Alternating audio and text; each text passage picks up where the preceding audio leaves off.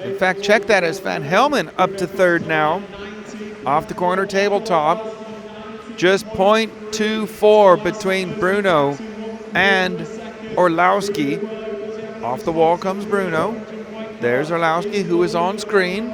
We'll stick with this for a little bit longer, and we might switch back to Bruno. Let's see what happens now. The gap between them is 0.33 of a second, and Orlowski is over. Pick the wall car coming off the wall, please. There is Bruno. So through his consistency, meaning he's not made any marshalling errors in this run so far, the gap between Orlowski and Coelho now is 2.13 seconds. Bruno looking at doing 16 in a 15. According to my computer, it's not as quick as he went in earlier qualifying. A little bounce off the corner there for Bruno. And Bruno did say earlier, come race time, he is not going to be able to drive as aggressive as he is now and remain consistent. As in qualifying, you kind of get a bit of track to yourself, so to speak, whereas in racing, you've got to defend vigorously. 1 minute 35 left. Bruno ahead of Orlowski now by 1.47 seconds. I mean, you can almost say this is a bit of a test session for Bruno because he has secured TQ. He will know how far behind Orlowski is, and it did look like he just eased off a bit. Now they are separated by 0.9 of a second with 1 minute and 10 seconds to go. Drop back one car. No, forget it. Don't drop back. Don't drop back. Stick with Bruno. I was going to switch to Orlowski, but he just had another mistake. Car cartwheeling and then landed back on the wheels. Bruno in traffic, just giving him a little nudge saying, hello, I'm here. 50 seconds left. Bruno carving his way through traffic up off the wall. Double left now. Right and left, over the double and tabletop.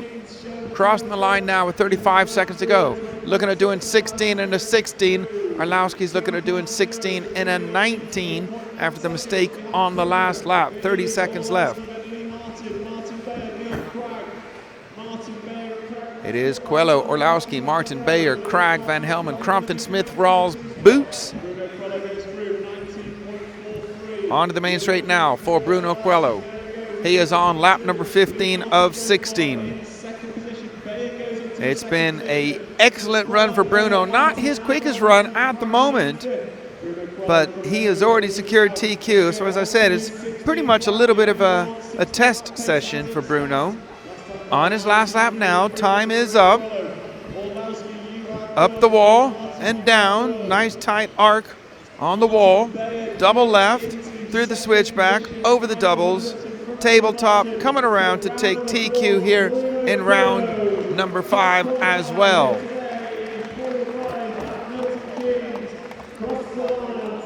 And it looks like it's an X-ray lockout on the front row, so Bruno Coelho on pole. Martin Bader is second. Orlowski will line up third. Lee Martin fourth. Neil Cragg fifth. Wesley Van Helmen from the Netherlands lining up in sixth. Paul Crompton 7th, Tommy Hall is 8th, Ben Smith is 9th, Jonathan Skidmore is 10th, and 11th on the grid is Ben Pugh. And it is Lloyd Story, the unlucky BQ driver, tied on points with Ben Pugh, but looking like a faster time puts Pugh in the A final and Story in the B final. We're still working to try to fix the YouTube problem. Don't know what happened. Okay, Paul, can you hear me? Yeah. How long is the break? 15 minutes. 15 minutes. Now, we are back on. We are back on. Yes. It's a bit complicated. Well, don't. But go ahead. So we've had to start a new stream. Yeah. Part 2, as it were. Unfortunately, we've not been able to tell the people who were in part 1 the viewers to retune to part 2. So they will be mostly unaware. We are getting people back all the time. So hello to those people that are finding us. No, because it doesn't archive like that. So all the old chat has now disappeared. Yeah. So I can't go to the old page. No. Well, not for a live chat, at least. You can go look at it because it's already archived. Yes, so we can't add any more messages to the live chat. Yeah. Also, the video itself won't have processed, so you can't add new comments because we won't have a processed video yet. Yep. I think people will find it. You know, they're not stupid out there. I know that's what I do. If one goes down, I'd look for the next place to find it. So I can't just go to the new stream as a comment on the old one here. So they'll Try. see. Okay, try it. you could try. Yeah. Let me find the new stream. Yeah, I'm now seeing chat, so there are people. Can you fix my chat room, please? Yes, I'll do that now. Well, it's just so I can communicate. No, with I know. And then can you go get us lunch? Yes, and then, sir. Yes, sir. And then. No, I'm not doing that. You read my mind. I love these on-air broadcast meetings. Right, I've got to go take a team photo for my sponsor. I shall be back shortly. But we do have about a 15-minute break before the start of finals.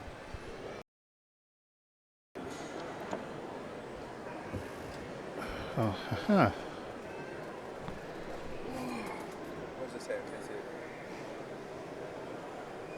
So people are finding it. Cool, so it's let me post the link It's let you post a link. to the new. Okay, great. So I don't know if you can sum up on that. No, because this will be the new one. We have all Schumacher team onto the track, please. Schumacher team onto the track. Oh, it's done it again.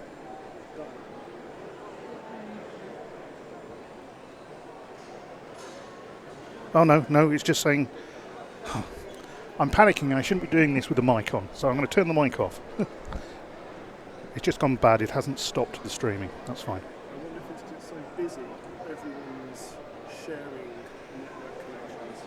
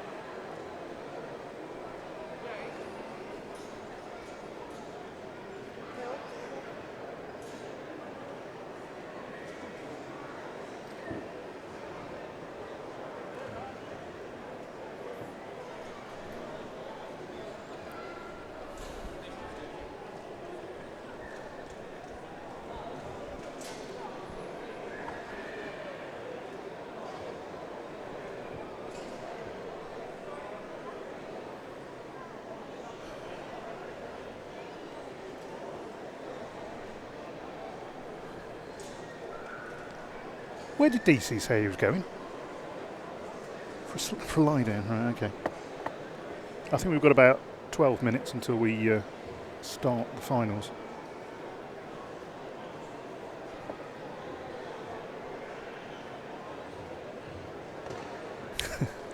Team Kirk, no, you have not missed the finals.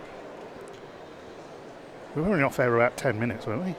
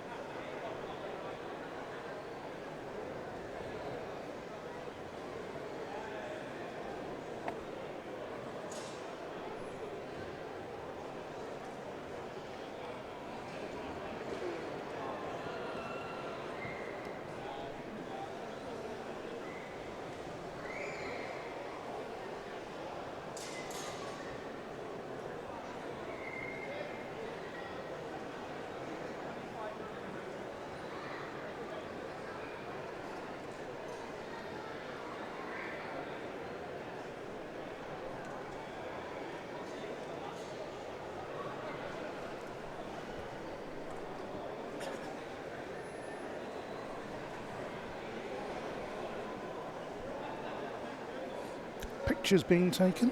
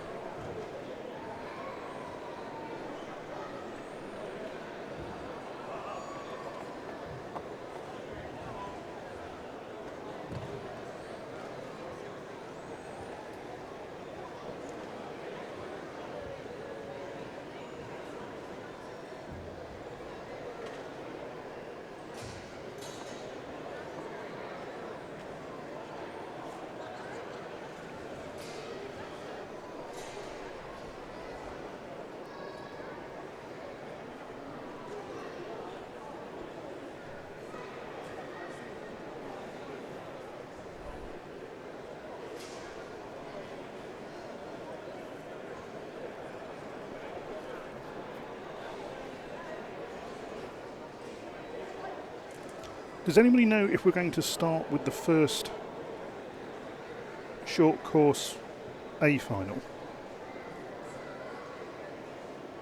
Or will it still be one of the lower finals? I think on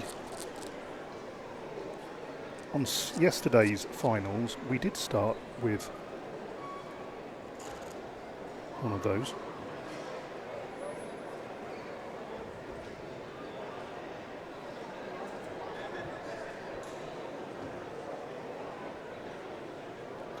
Alan says some of the Nottingham RC clubs there. How many Nottingham RC clubs are there?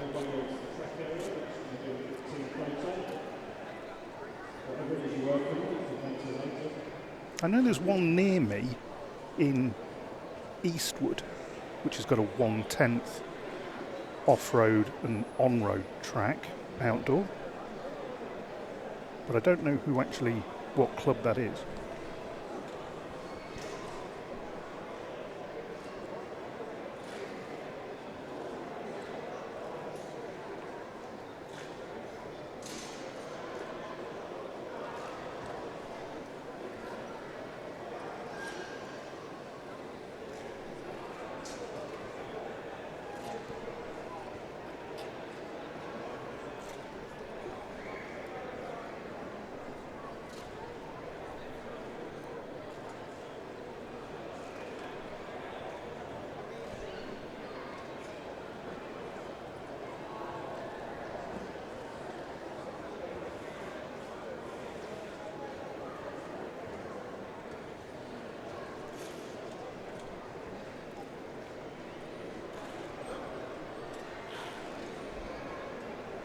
Okay, final visitors on the board, please check your race numbers.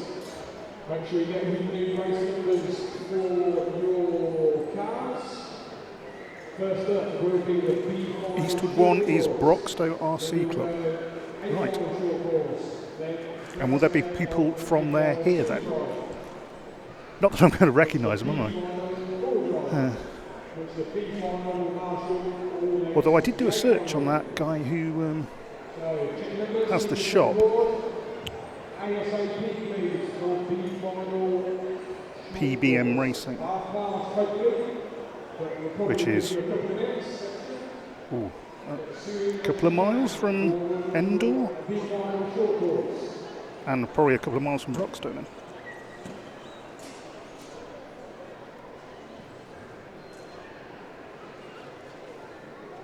And you've got West Bridgeford RC Club, which is at the Beckett School, right? Yeah.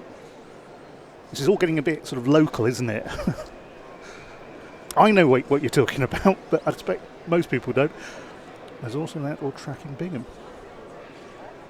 So what sort of track is... So, hang on. Okay, so forgive me everybody else, right? This is just me and Alan talking, but you know on the A610 towards Eastwood, like the bypass, yeah, you've got on the left-hand side as you're heading out, which I think looking on the map is the Endor. What sort of track is on that then?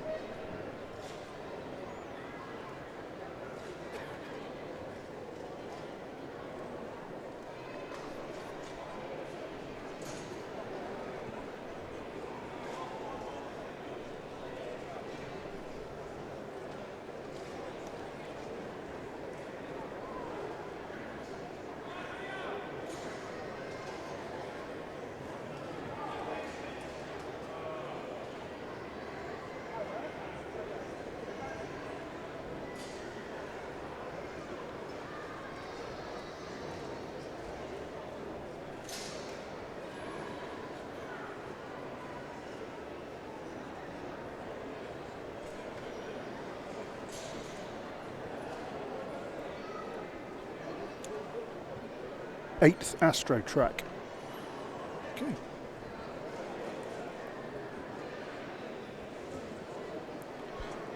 On-road oval track as well. I've never seen an oval track. Okay, first marshals on the track will be the C-Final 4-wheel drive. C-Final 4-wheel drive, you will be the first ones to marshal, please. That should clear up any confusion. C-Final 4-wheel drive, you will be the first to marshal. Sorry, John's trying to talk to me. Speedway. Oval track speed. Yeah, I think we just look stupid talking like this when we've got all these experts. Oh, good, DC's back, everybody. Phew, take a sigh of relief. Were you lost without me? Yeah, I was trying to find out information about tracks in Nottingham from the chat, just because I was slightly interested in it. Well, not Okay. slightly, I was interested in it. Did you find out? Yes, several people have been telling me where they are, and they're literally 2 miles from where I live. Which one is closest to you then? Well, technically, hang on. It was the Endor one. Worksop. No, much further south. We're talking just on the edge of Nottingham City, really, heading sort of Derby way. There's loads. There's a 1/8 Astro track, an on-road oval track, Right, yeah. and they were telling me about the club in Broxtowe RC. Broxtowe, yeah, they have 10-scale nationals there. They also have indoor racing. Oh right, I've seen the outdoor. I think so. I could be wrong. It's right next to a school, which I Yes. take my kids to karate at, and I can see the track, but I didn't know who it belonged to. I've raced there. Have you? I have. Thank you very much, Mark. Finals list and the overall. Perfect. Thank you. We'll change the 4-wheel drive that I've got saying to you where we're running the legs. Right. So I've written them on. Thank you. Excellent. Mark Musgrove. Cecil here. Yeah, I did say to him, he said you want to come on with Robin for me. Perfect. I won't mind then. Okay, we might have a Brucey bonus guests.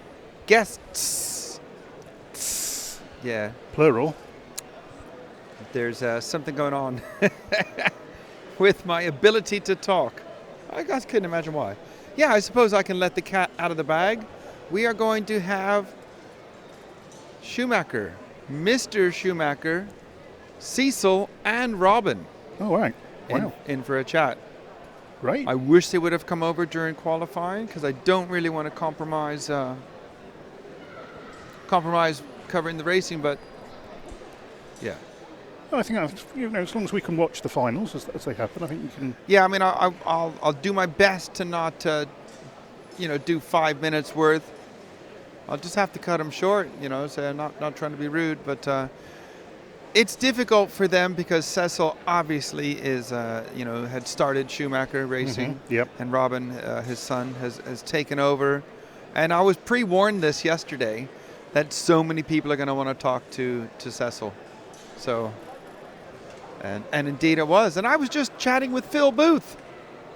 I think we had a guy in, Phil Booth Models. Yep. Phil Booth is this gentleman here in the glasses, in the red jacket. He created Phil Booth Models, and then that's So what I've just been talking about as well. Yep. Yep. Sean was his Yes, name? Sean. Sean Who now runs it. has taken it over. He was also been the main designer at Schumacher for years. An interesting little story. I helped introduce Tristram Neal to Phil Booth, and Phil Booth said, he won't know what he's talking about. He doesn't understand cars. And blah, blah, blah. And they got chatting. I only did the introduction. That was it.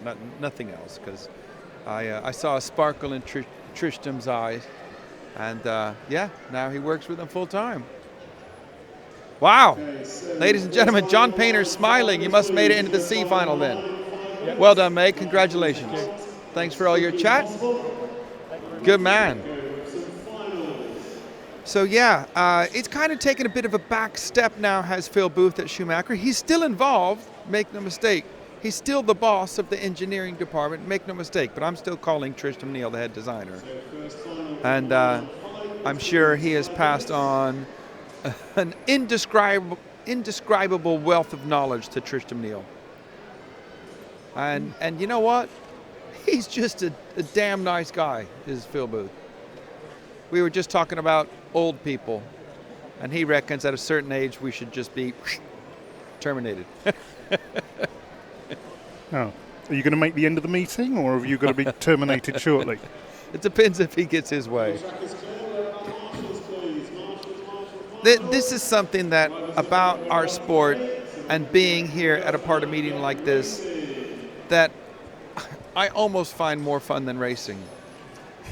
And that's walking around talking to such nice people that are, have done so much in the sport. Chris Hardesty, the ex-BRCA chairman, came over and said hello. I'm honored. He's done a lot. So much he has done. He's come over and said hello. Phil Booth says hello to me. Talk to Robin Schumacher. They're all, if you talk to these people correctly, with respect and with manners, they will always talk back to you in the same fashion.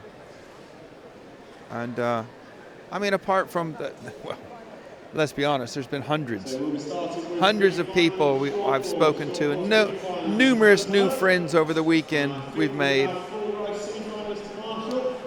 Just fandabidozi. Or fandabidozi. So, can we have a prediction from the team as to the position that Felix is going to finish this final in? There you go, chucking it out there to all of you. In the pink car. And we have ex-Africa UHC says, we're watching all the way from South Africa. Fantastic. Thank you for joining us.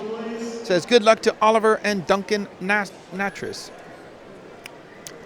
You'll have to forgive me the eye-mouth coordination. I think it's need sustenance. I've got some. Did you want some of my stuff? What you got? No. That was quick. No. Although I could do with a drink. Water. 4. So number 4 and number 10 from the 4-drive C final. How are you doing with water? You got some. So John Hazelwood and Mark. There's water and a bottle of Coke that John's not drinking any of. Wow, look at you go. Let's try to get the, what's going on here? Come on. All right, we need to change that. Nope, still not up on my computer yet. So we can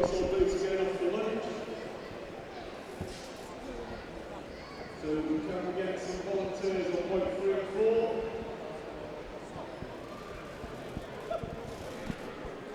We get some volunteers on points 3 and 4 to Marshall, please.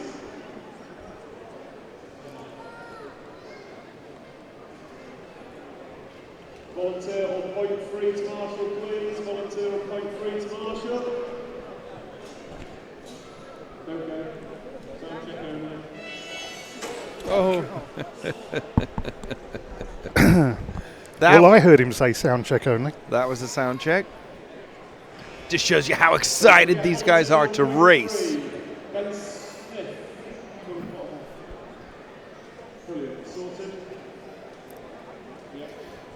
I can tell you here. Oh, my computer's almost coming to life now. Right, okay, B-Final Short Course is on our screens now, I believe. Is it on the screen, Paul? Hope so. The first race of the day. And guess who's on pole? Alan Day.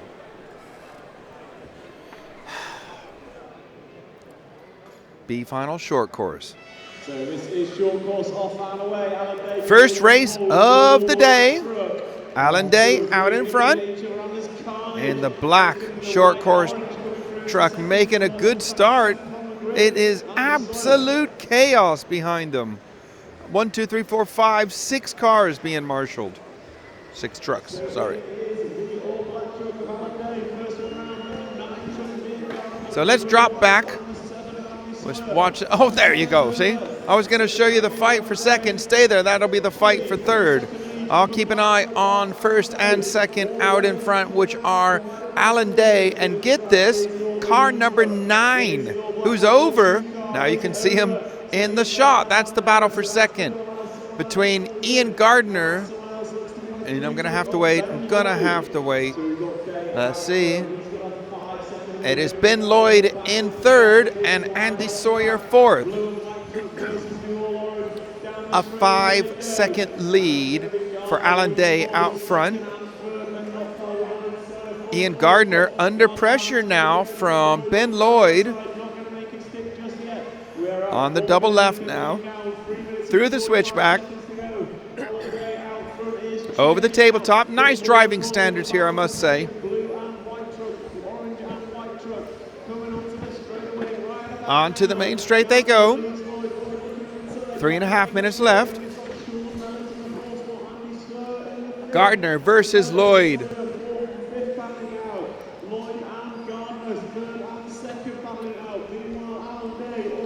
And Gardner finding a bit of rhythm, opening up a little bit of a gap, coming up short, and boom. Who's going to come around in in second? It's the 7 car of Andy Sawyer. Oh dear. It's not dirty racing, it's not dirty driving. It's just the fact that they're getting it wrong, but they're getting it wrong and crashing right where someone's running into them. It's looking ever so spectacular. But Alan Day is checked out, gone. See you later, bye. He's got such a big lead, he could stop for a cup of tea and a biscuit.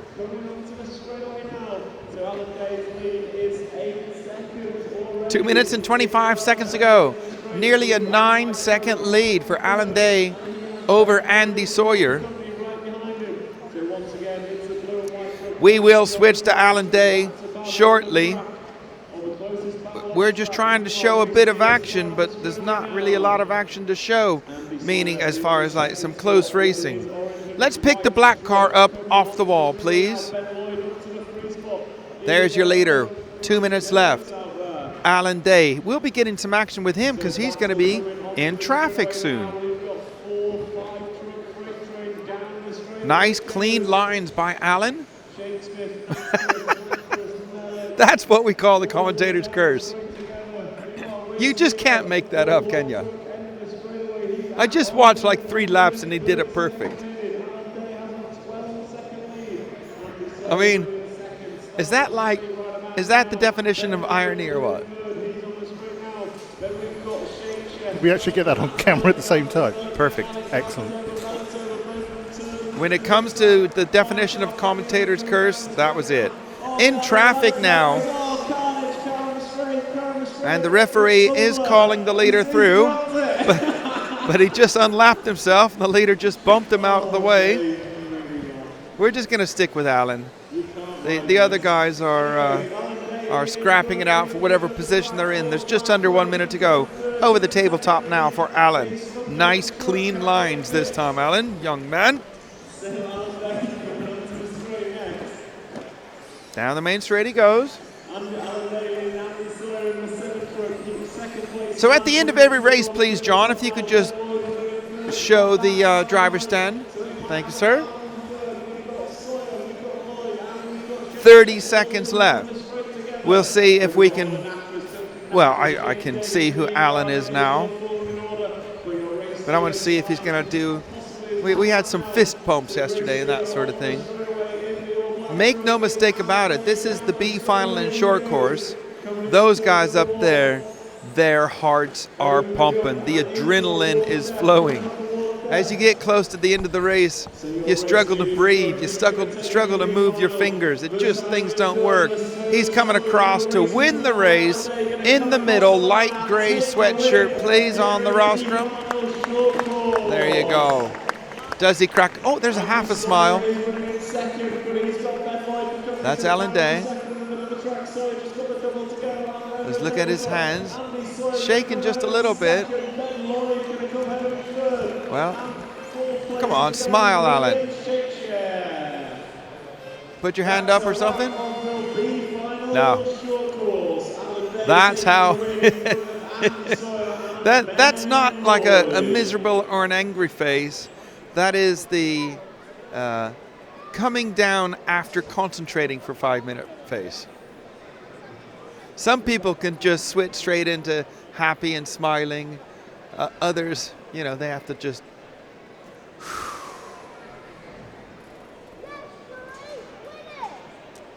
So can we get the short course B finalists out to Marshall, please? Don't ignore me, Alec.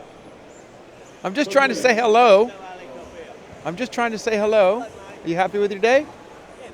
Where'd you end up? Eat. Did you beat? So the guys have just raced out to Marshall, please. Right. But the important thing is, did you beat Martin Owen?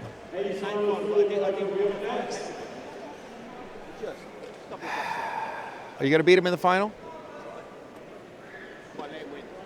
You're gonna let Martin win, what? So you don't have to listen to the excuses tomorrow. And if there's anyone on the face of the earth that can come up with excuses, it's Martin Owen. Yeah. Right. Wow. Okay. That's valuable information coming from the PR team captain, Alex Springer. Tip of the day: glue your tires on. And is that for yourself? Oh dear. Note to self. But when I went over there, you were gluing tires. Yeah. Should have used that section. Oh. Up next, we have the A final of the short course. There are 3 legs to this, are there? There is 3 legs. That's okay then, just checking. And our guest commentator, Scott Dumaine, is in this one. No headset on this time. As you know, serious about racing here. And here we go. Kev Jones on pole. Nice start at the front.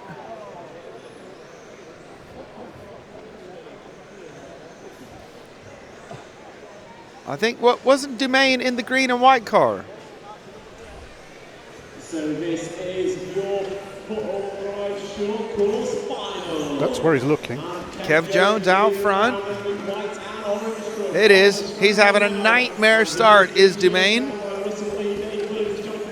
We're going to stay with the race at the front. We don't do requests during this one. I was kind of hoping he would be closer to the front, though.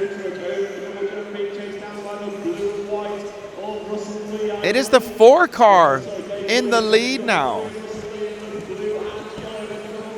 Right? Right, yeah. I'm confused. It's got a number 4 on it, but it's coming through as a 1. He didn't change his number. Go back 1 battle, please. Well, there you go. We'll stick with that one. So it is Kev Jones in the lead, car number 1 with a 4 on it, not to confuse us too much. Shouldn't have got through scrutineering like that, but never mind. We are watching Russell Lee battle David Williams. And they are only just 1 second behind the leader. So it's just stick with a little bit wider shot. That's excellent. And we can sort of pick these things up. Onto the main straight now, and it looks like Russell Lee closing in on Kev Jones now. 3 minutes and 10 seconds left. And Kev up on 2 wheels.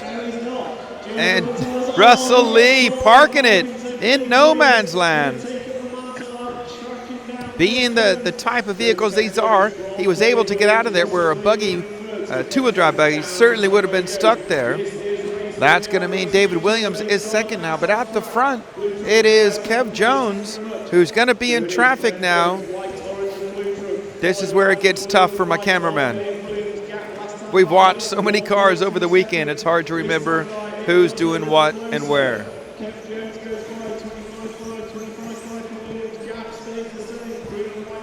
So our leader's down the main straight. Oh, that's it. See, I've lost it already. So Ken Jones is on the track, white, orange, blue, middle of the track. He's being chased down by Dave Williams in the blue and white. Okay, so they are together. That is first and second. Off the tabletop they go. Into the hairpin. 2 minutes left. They are separated by 1.5 seconds. And last time around, our leader, Jones, went 0.2 of a second quicker than Williams. 1 minute 50 left. Jones now looks like he might have had some nerves early on. But now Jones has to deal with the traffic. One moves out of his way. Let's see if the car will move out of the way for Williams. Russell Lee is third. In traffic, getting through. No problem for Kev Jones getting through. Let's see if Williams can get through, and he does. Excellent driving by these A finalists in the short course. Separated by 1.5 last time across the line. That's going to be a big ask to make up with just 1 minute left, unless Kev Jones makes a mistake. No more traffic trouble. Let's see what happens on the shootout between Jones and Williams. Right, I found Jones on the rostrum, so we can show him at the end. The short course A final, they have 3 finals. And you take your 2 best scores, which are the lowest scores, add them together, and that will determine the overall winner of the meeting. 30 seconds left. Over the tabletop, looks like the lead has increased. 1.7 last time, 2.2 second lead now. But I believe that is Russell Lee coming back into it. That is Russell Lee in the yellow car, chasing down the blue and white car of Williams. But they are racing to the line now. Time is up, coming across the line. And Kev Jones takes the win. Third from the right on rostrum, please.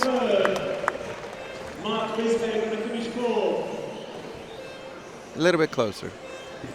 So racers, be aware, do not stand between rostrum and race control. Please remove yourself. So that's Kev Jones and Russell Lee shaking hands. There's Joe Dumaine there. Oh, look, we got a smile. Race control. So that's a wrap on A final leg number 1. Up next, the first leg of the A final. This is the very serious end. As it is, I got a lot of people stood behind me. I'm saying you're number 1. I was telling you you're number 1. Might be number 1 in certain things. Spectators, we are about to witness some of the best drivers in the world go at it. On pole position from Portugal, Bruno Coelho. In second place from Czech Republic, Martin May. In third position from Poland, Michael Lowski. Then we have Is it right if I stand up? Excuse me. Tommy Hall is starting in 10th, and then Hugh in 11th. Good work, Bruno. Right, they're grading them up. Can we have the shot from the end of the straight? Is that one working, please?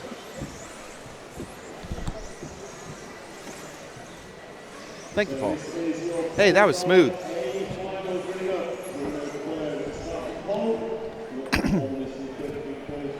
Oh dear. You have put on some weight, Bookshelf.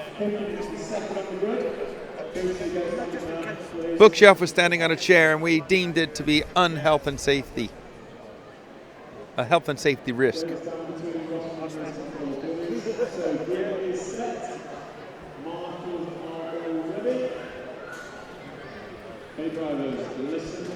A final number 1, top 11 qualified drivers here today.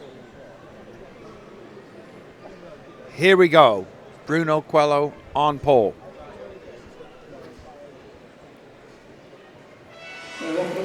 And Bayer cutting straight across to close off any sort of gap for Orlowski to get through, kind of like a rear gunner for Bruno Coelho out front. X-Ray could go home with both victories in two-wheel drive and four-wheel drive. Orlowski's going to want to get past Bayer as soon as possible. And, of course, Bayer doesn't want that. Orlowski, gave him a little bump. That is a shame. That was a racing incident, to be fair. But that's just robbed us of potential Orlowski v. Coelho battle. Go back one, please. We will go with Lee Martin and Neil Craig. So although Bruno out in front has himself a 1.8 second lead, if he has one marshalling mistake, Lee Martin and Neil Craig are going to be all over him. So it's a nice, comfortable lead. In fact, it's just been extended up to 2.1. Bruno going about a quarter of a second quicker last time around than Lee Martin. Let's get the next time, 3 minutes 45. And again, just about 0.2 of a second quicker Bruno was to Lee Martin and Neil Craig. So it's Coelho, Martin, Craig, Orlowski, Bayer, Skidmore, Smith, Van Helleman, Hall, Pugh, Crompton. So just go back one more there, and we'll pick up Orlowski. One more car, please. Back. There you go. A little bit of a wider shot. Oh, and geez, we went the wrong time. Might have seen that. Craig gets past Lee Martin. Huge respect between these two drivers. I think Lee made a little tiny bobble, and that's how close it is. Off the corner tabletop now. Craig, Martin, Orlowski down the main straight. Bruno is out front. He is in a comfortable position now. And Orlowski having another little bobble going onto the wall. So we're going to stick with Neil Craig and Lee Martin. They are battling for second.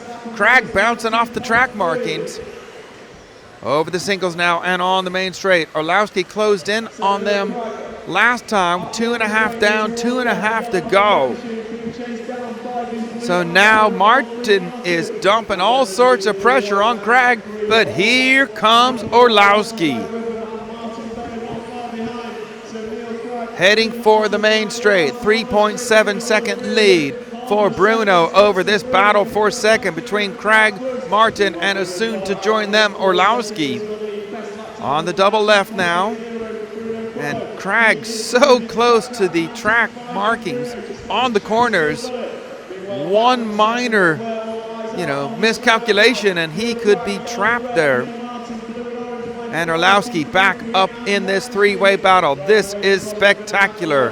And Orlowski pushing past the limit, making another tiny little mistake. And this time for Orlowski again, catching him out. And up on two wheels is Craig. Lee Martin saw an open door and goes on through. So now it's Lee Martin up to second. Neil Craig third. Orlowski in fourth. It's not over yet. 1 minute 30 to go. Bruno is in a comfortable lead. Oh, and Craig now making a mistake. So Orlowski up to third now.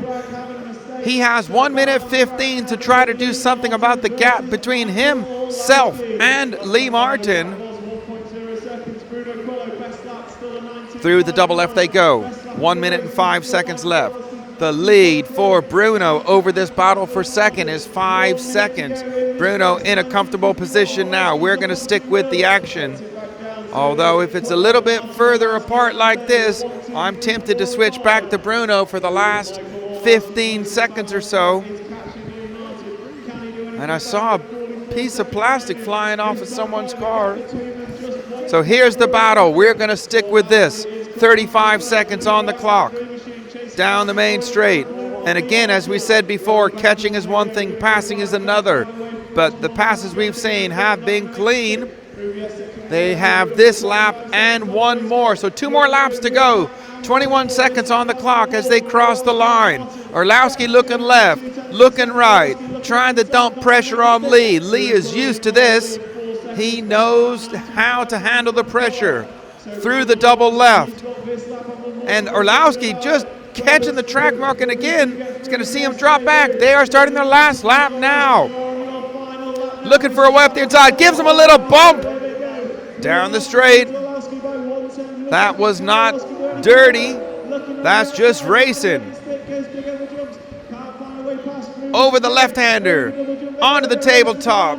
Crossing the line now. Oh, and he made a lunge for him at the end. The computer says Lee Martin takes it. So Bruno Coelho wins. Lee Martin second. Orlowski is third. On the rostrum plays. Handshakes all around. In fact, Orlowski went straight up to Martin Bayer and apologized. Martin going to come home in second. Michael Orlowski in third. Neil Craig going to finish fourth. Martin Bayer fifth. Ben Wow. Smith in sixth. Tommy Hall in seventh. Wow. Thomas Gilmore in eighth. Wesley Van Helden ninth. Paul Copperton 10th. And Ben Pugh in 11th. I'm just looking at drivers. Oh, Lee Martin is showing the tire marks on the side of his body shell. So that's a wrap of a final leg number one, and that is the definition of. I didn't see anybody angry. None of the drivers were angry.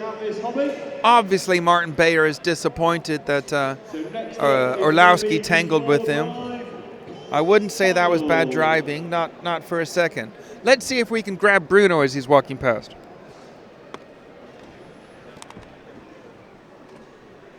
Bruno! Yep. Can you turn the camera this way? We'll just do it this way. Are we on, Paul? Okay, we're grabbing Bruno on the way back to your pits. What a fantastic drive. Congratulations. Thank you very much. Yeah, it was a good final. Orlowski had a crash with Martin in the beginning. That gave me a little bit space to breathe and to manage the final quite easy. So it was just to drive easy, no mistakes until the end, and it was a very good final. So that was driving easy, was it? Yeah, this one yes, because they crashed in the beginning, not because I pull away easy. So they crashed. I had the space, and when you have the space, and normally when you start first, it's very difficult because you need to start slowly, and normally second guy is pushing you, But as they crashed together, I had the space to breathe a little bit more. You don't get so much nervous, so you just pull away. I think it was a bit unlucky. I don't think Michael did it on purpose, and I saw him apologize to Martin afterwards. But it kind of robbed us of a good race, but it is what it is, I suppose. Yeah, for sure it was not intentional, He's Michael, he knows for sure he's a little bit faster than Martin Bayer, so he wants to try immediately to overtake him to catch me, So I think he's normal. I will do the same on his position, try to overtake as soon as possible. Yep. And for sure he saw the space to put the car. He tried, but for sure the space was not enough. I didn't see what happened, but it was hard to for see sure, for him to say sorry, for sure he did something more forced or something. But that's the races. It can happen. It is. So, are you happy with the car? You going to make any changes for leg number 2? No, for sure not. I will not change nothing. The car is very good. So we didn't change so much since the last race for now. But the small change we did, it improves a lot the car. So we are very happy with the car. And So when you've come to this race here in the UK, did you have any idea that you guys could go home winning both classes? For sure not. At least in my case, because I didn't drive since last EOS, so it was like almost 2 months ago, off-road. So I was kind of, okay, I'm going there, I will be like lost. But actually in tow drive was not so good, and I felt that I was not ready. But for a drive, as I like much more and I feel much more confident, it was much more easier, and it's going very well. UK's been good to you. Yeah, I like it. Thank you very much for your time. Ladies and gentlemen, Bruno Coelho, winner of A-Main number 1. Right, sorry about missing the start of that race. Why don't you just follow the leader? Does that help?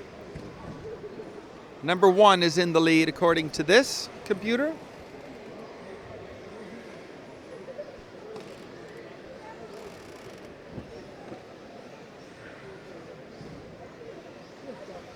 Number 4 has stopped, so bad luck for Liam Finn. And there's number 1 going across. That is James Lawrence. James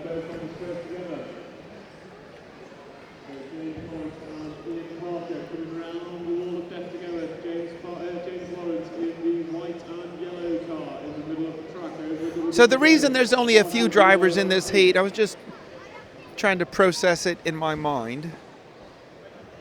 We had a few heats that had 10 cars in them for qualifying. So they have to make 11 car finals because you can't have, I don't know, for argument's sake, 8 finals with 11 cars and then tell the rest of them they're a 10th. It has to all be 10 car finals or all 11 car finals. And this is what we've ended up with. 6 drivers in this one, even though one driver didn't start. And unfortunately, one driver has broken.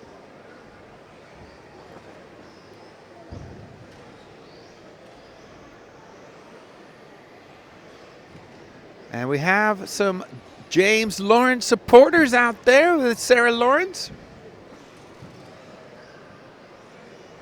So Lawrence leads from Parker Ram. I'm going to guess that they're related. Where are you going?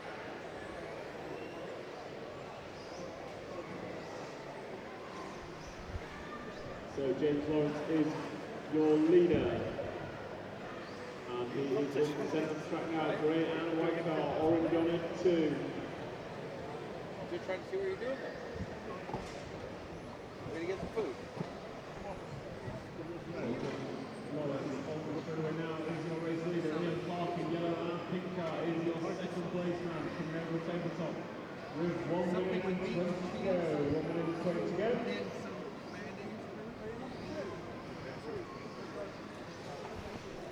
Thank you. It is James Lawrence out in front who is on camera. And we have a proud wife out there in Sarah Lawrence. We'll put James up on the camera when the race is finished. Let me try to discover which one he is on the rostrum. Okay, I see him. So when you're finished, second right on the rostrum, please. And Sarah, the proud wife, can look at her man up here.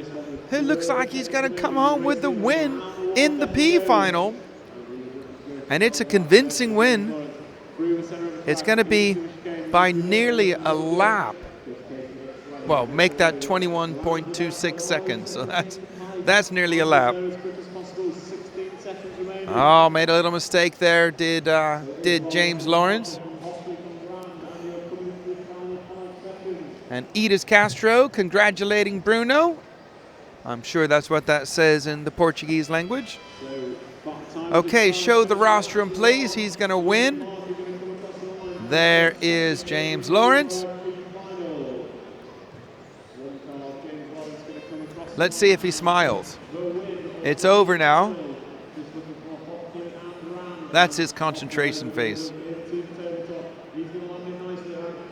Right, he just stopped his car now. Come on, smile. Nope, full focus. Thanking the referee for his involvement.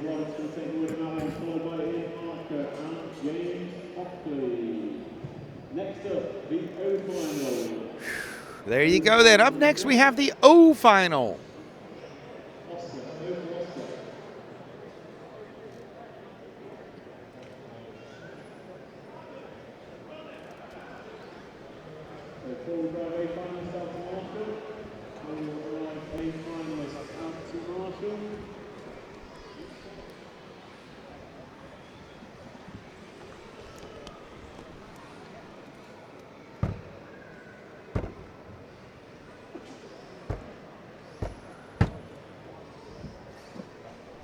You all right over there, Ali Bonga? Ali Bonga. Your feet hurt.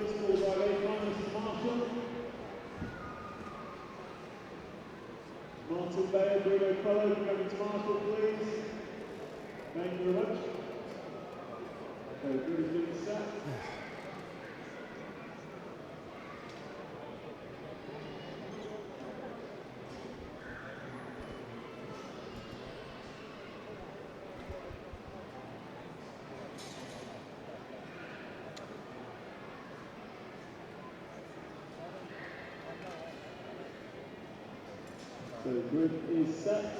Marshals are ready. Listen front end drivers.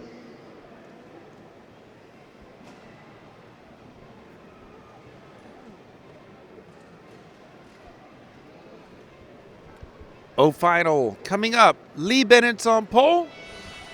And wheelie for Mr. Bennett. A little bit of carnage behind him. So that is the O final. Off final way. Lee Bennett's leading them away from pole in the one car. And we have a change for the lead and a change right back. Oh, he's over the And I had a feeling that was going to happen. Marshall is there as quickly as possible, so it's going to be a 4 from the 6. It's the 4 car of Colin Kirkham. Was in the lead. Oh dear. Look. It looks like that's the 5 car. So Colin Kirkham leading this in the 4 car. Race leader is in the middle of the track now. Looks like Smith might have taken it up in the orange and blue. Number 5. I think it is Adam Smith in the lead. He's leading away from the front. Indeed it is, from Colin Kirkham. And then the 10 car of Colin Kirkham.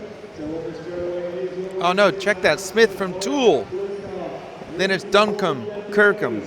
Full drive A finalist. Good news for you guys. You get to double stint. Oh, a little bit of trouble there for our leader, Smith. It's going to close down just a little. Oh, coming up a bit short on the double. Full drive A finalist has volunteered to do it for you. This is over 5 of you. A lead of 1.8 seconds.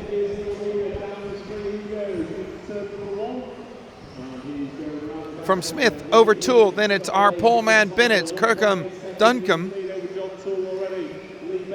3 minutes and 30 seconds left. Let's drop back to the drivers on the tabletop, please.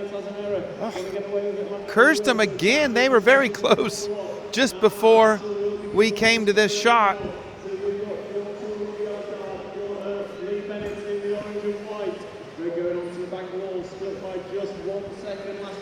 One second between Toole and Bennett. Smith out in front. 3 minutes left. Nearly a 5-second lead.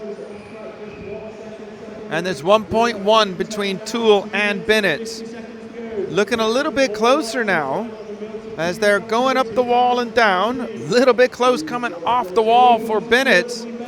It's definitely closer than 1 second as it was last time around. Oh, and Bennett's coming up short on the double.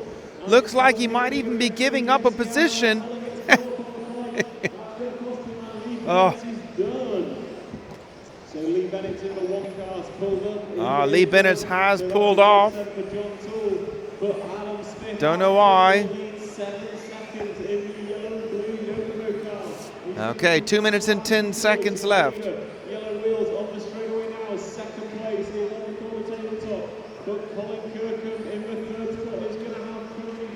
Right, I believe we have John Toole on camera.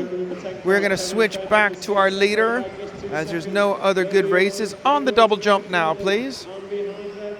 Over the tabletop. There you go. Spot on. 1 minute 45. That is Andy Smith. And I'll tell you what we'll do. With 30 seconds to go, we're going to show a close-up of Andy's face for the last minute. I mean, he's got nearly a 6-second lead. He, unless he comes completely unhinged, you know, he has this one in the bag. It is John Toole in second, and as I'm looking, I think it's John Toole upside down, so it's going to be even a bigger lead. Indeed, a 9-second lead now, but our leader parks it. That's not a car park, but he just thought maybe he's just having a rest. Wanted to rest his eyes or something. 1 minute left. As I've been saying throughout the weekend, it's a crazy thing, right? Like during practice, it's easy just to chuck your car around. But in qualifying or finals, as soon as that buzzer starts, man, just something happens. It's because it means something, you know, that it means something. Right, a 7.5-second lead for Adam Smith. 30 seconds left. Let's go to the yellow and black jacket, center of the rostrum, and just let's watch him a little bit closer.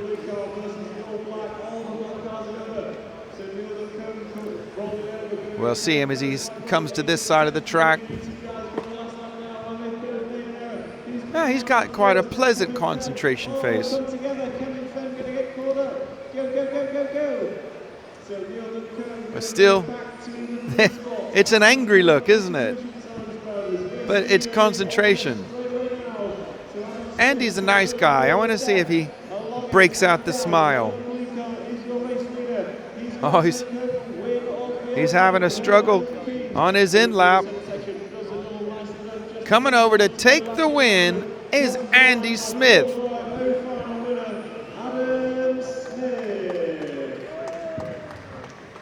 Right, he's not pulled his car off yet, so he's going to stop now. That's a wrap of your full drive O final. Full drive A finalist, Stout Marshall, please. Full drive P Nah. finalist, don't worry. Still got his game face on. A finalist of volunteer. Oh, they're all going to thank me later for this. Friendly. So next up is going to be the full drive N In final is up next. final. You are next. If you guys take your cars round to the grid, Fulton is there to get you guys gridded up. And if you can do your alphabet in reverse order, the second legs of the A finals for short course and four-wheel drive will be after the J final. Full drive A finalists. I'm hoping one of you has a I'm not even going to try. get it for the next A final leg. On pole, we have Jordan Coleman. You all know each other are, so you can fill it in and get it to race control before leg 2. That would be great. That's the full drive A final tech sheet.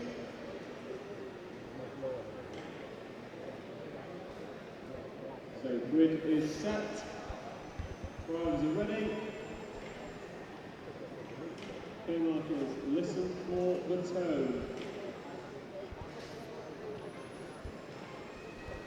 In final, Jordan Coleman on pole. Here we go.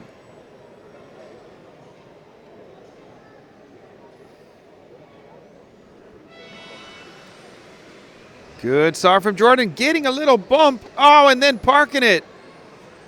Oh, that's disaster. From first to ninth or first to 10th in two corners. Gutted. So this is your full drive A final off. Right, we're having a look now. It is Lee Stokes in the lead. Two of these station leads from the kind of purple and white of Nicholas Harwood. Down the straight together they go. And they are racing around banking. Let's get a lap or two on the board. So it's Stokes from Harwood, Follington, Long, Gill.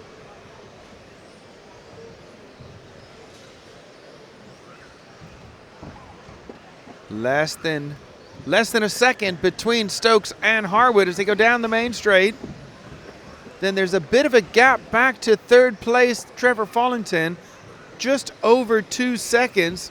But a mistake from Harwood now is going to see Stokes with nearly a 1 second lead, I'd say. It's going to be a little bit higher than that. 1.5 with just 1.3 between Harwood and Follington.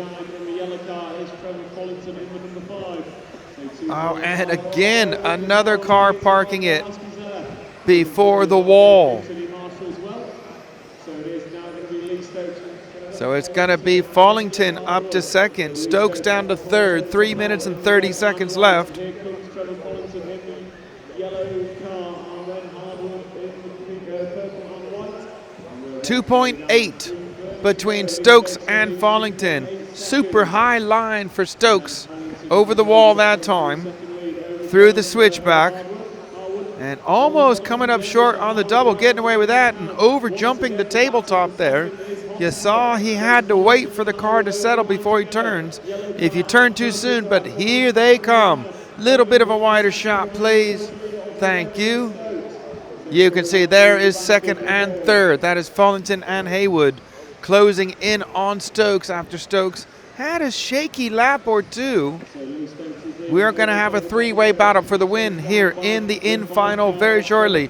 Oh, and Haywood parking it up on the pipe, and then Stokes parking it up. A gift. A gift to Follington. So we had to change the lead now. Let's get Follington across the line.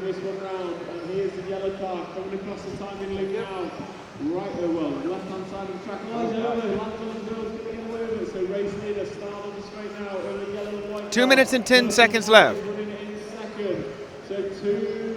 The gap between Follington and Hayward is 2.06 seconds.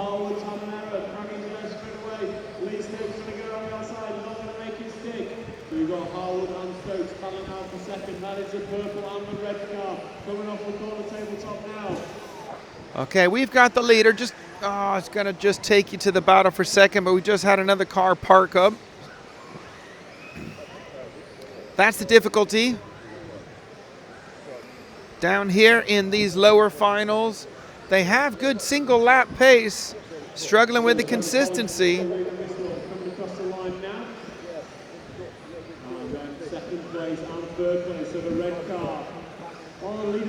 Our leader's over.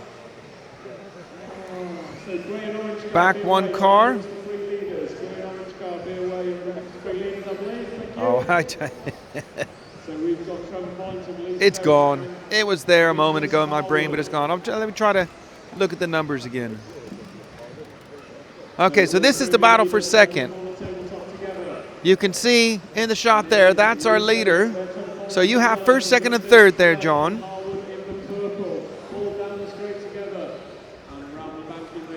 And they seem to get closer together, and then they go further apart, then back closer together. 35 seconds to go. Our leader's over just below us. So I think it's going to be Stokes into the lead now. So we've got Stokes on camera. Perfect. He's coming up to start his last lap now.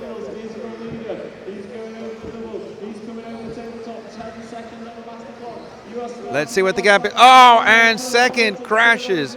Stokes is gifted about a 3-second lead with just starting his last lap.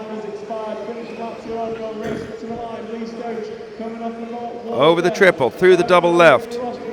Right and the left. I'm not sure which one is Stokes on the rostrum. All right, I've got him. Third right on the rostrum, please. I think. Yeah. There you go. That's a wrap of your full drive end No. There's not a lot of going to be the end final.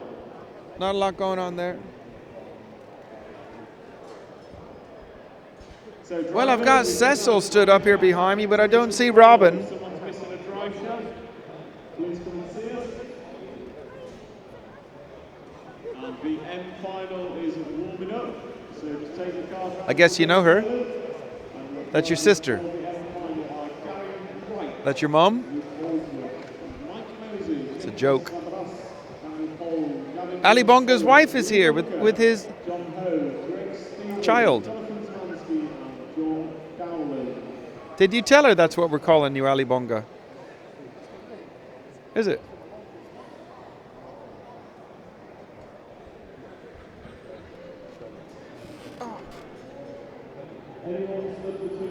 Right?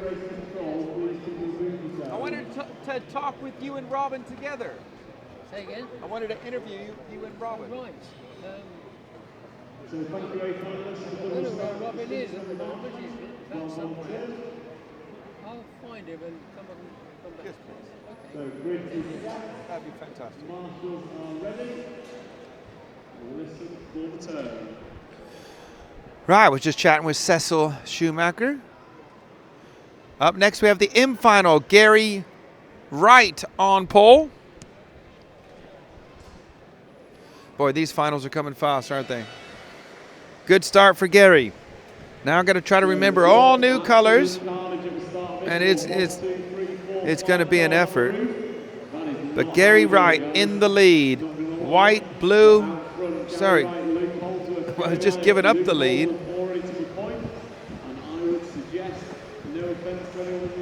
And that's Luke Holdsworth. Oh dear. Luke Holdsworth, extremely underqualified then. attempt up to 6 on lap number 1. You remember the Holdsworth brothers, don't you? They didn't like the talk. Yeah. Yeah, he still doesn't like the talk. No. But he's a very fast driver, so I'm assuming, well, as you can see, I mean, after one lap he opened, or after 2 laps, he opened up nearly a 4-second lead. And now he's just crashed. Right on camera. Let's go back one, please. And watch this race for second between Gary Wright and Mike Moyes. They're separated by just 0.75 of a second. Looks a little bit bigger now. I'll keep an eye on Holdsworth out in front. And Moyes closing back up on Wright. 3 minutes and 30 seconds left. Hanging a right down the main straight.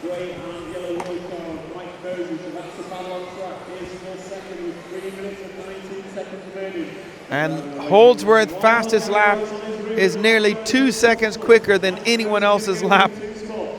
Fastest lap on the track. So we got some troubles here for Wright and Moyes. But they remain in second and third.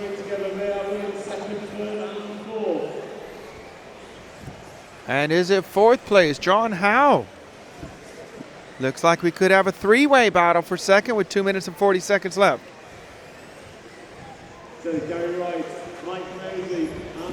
Off the corner tabletop.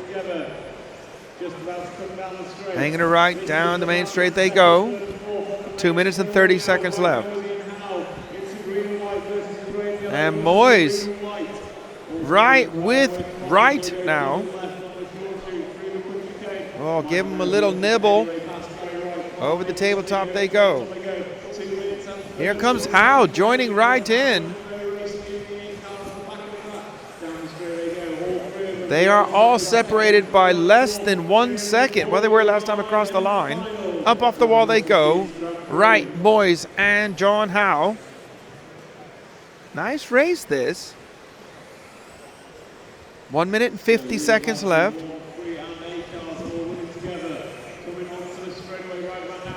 Good driving standards shown there. They're heading for the wall. Right. Oh, there's a tangle in the middle. I think it's John Howe that's going to come around in second. Indeed it is. So Howe up to second.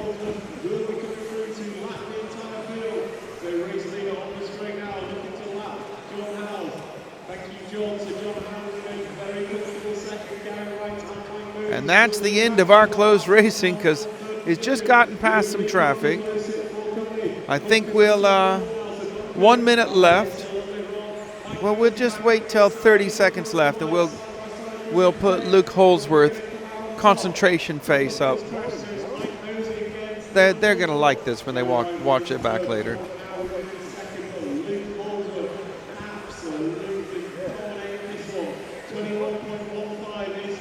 Right, well, we got 35 seconds left. So if you go center of the rostrum in the black jacket, the younger lad, that is Luke Holdsworth. He really doesn't like being on camera. Look at the guy to the left of him, chomping away. That's concentration. I know I've got a really funny race face. Don't. So Luke Holdsworth coming through centre track, white, red and blue car coming over the tabletop, takes a win of the 4-drive and final, Luke Holdsworth. John Howe is racing to the line to finish up in second position. Race to the line for third place is going to go to Gary Wright. John Howe is going to come home in fourth. So that's a wrap of your end final. 4-drive end final. Luke Holdsworth taking home the win. Next up is going to be the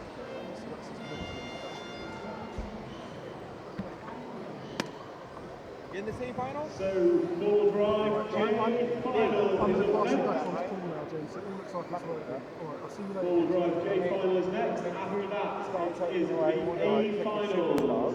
I just wonder if I'm going to be able to do it all over again. So we have full drive J final, and then it will be short course A final, followed by buggy. We're giving you a lot of coverage today. Yeah, it just says bad. It hasn't auto finished. Well, I know that. I'm up there. Drivers Lee Mulberry, Rob Course, This is YouTube. George Miller, George Baker, Chris Woodhams, Michael Penfold, James Westmoreland, Adam Drain, I had a good one in the last one. I'm not sure it was so good in the one before. The next going to kill me there. Because he said, oh, there'll be 50 will be plenty, but just make no, but he said make sure you close the what's it called now, the redistribution software, the window, and all I've been doing is pausing it. We think earlier the problem was YouTube. Right. But I don't know. The truth is, it's not YouTube. But we will. Won't tell me the truth now. Yeah. Just something doesn't like something and it's done something and stopped its stream. What's this? Yeah, we're coming back up again. Chat is disconnected. Please wait whilst we try to reconnect. Oh, it's not on it now. J final is gridded up. Yeah, views are coming back up now. So Some form of I'm sure they have this problem Okay, with Formula I think we'll 1 be as alright. well, but I think You've got about 3 seconds to make your presence known. It's recording though, isn't it? Okay, Trevor Marshall, this is Formula 1. Yeah, it's not good. all right. Okay. See you. Bye. Or bad. He says the word bad on the screen. It's still recording though, isn't it? No. Oh, so there's no recording at all? I don't think I so. mean, I I know. think it was recorded here, and then uploaded later. I don't know if that's how it... I think we're back. You think we're back? Yeah. I don't know what. So full drive A final short course is next. I'm going to go for it. And then full drive buggy A final will be after that. Hello, Tony Adoka says hello. I think we're back in the J final. Up next will be the second leg of the A finals. First will be the short course, and then the four-wheel drive buggies. Back on the track, Lee Baldry. Yeah, just a double check. Looks like Baldry, Crawford, Preddy, Wilkinson, Miller. We have the lead car on camera. And it looks like first, second, and third have a little bit of a gap. Fairly equal between Baldry, Crawford, and Preddy.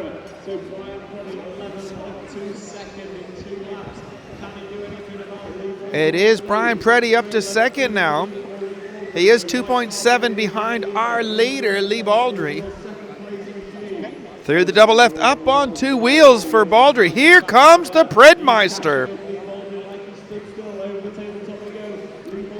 Closing right up on Baldry and cruising right up to the back door of him, separated by just 0.7 of a second. And Preddy, that was spectacular. Nice marshalling. Oh, wait. Oh, yeah.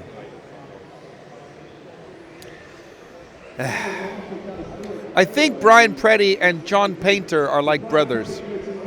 I think Preddy and Painter are brothers. Close relatives. Yeah, Brian Preddy went from second, challenging for the win, down to seventh.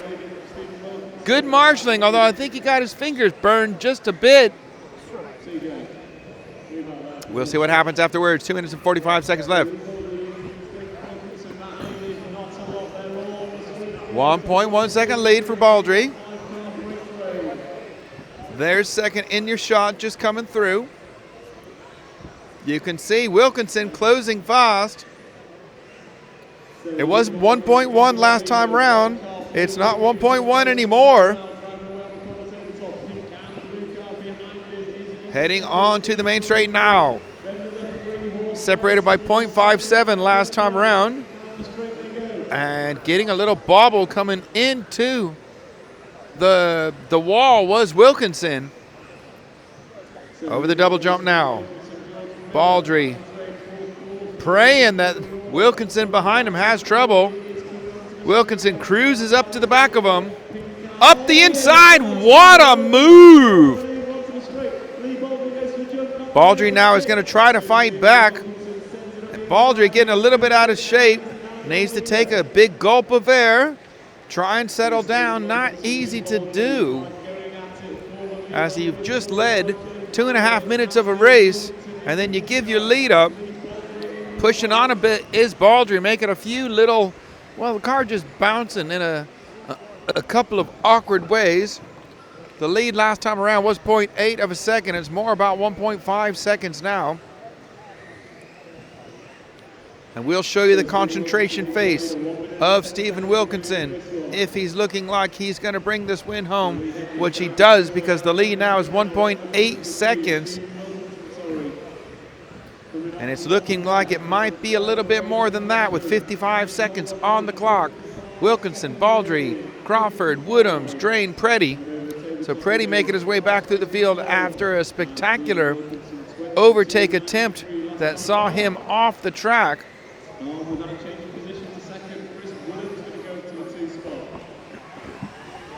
Looks like Woodhams up to second now. So 30 seconds left. Wilkinson with a 3.1 second lead. Fairly comfortable now. Make that 3.6. Let's get a shot of the far left on the rostrum, please. That's Wilkinson. Oh, you can see James Westmoreland there as well. Concentration is intense.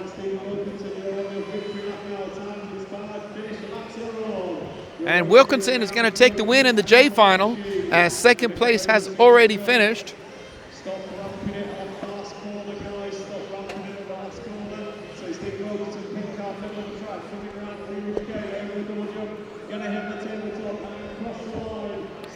Steve Wilkinson takes the win. Hey, we got a smile. First one of the day. So that's a wrap of your J final. Next up is your short course A final, leg number 2. Let's hope Domain does a bit better. So your drivers for short course in reverse order, starting in your And we are going for driver introduction now. Richard Hasty. Starting in the 10th position is Ethan Clark. In the 9th position is Sharif Perezi. In the 8th position, Paul Clark. Starting in 7th position, James York. Starting in position number 6, Scott Domain.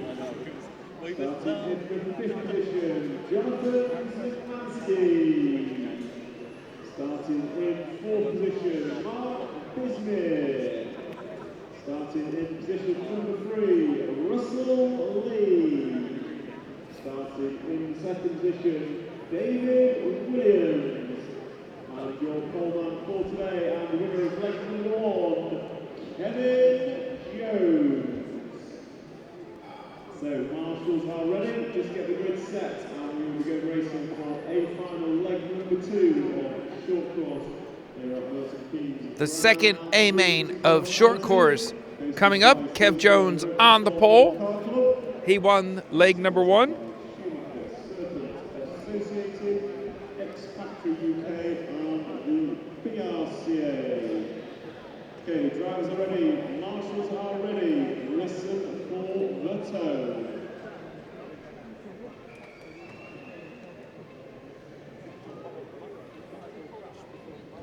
Let's go for a little bit of a wide shot there, John, as they go through that first corner. We can get some chaos. There it is.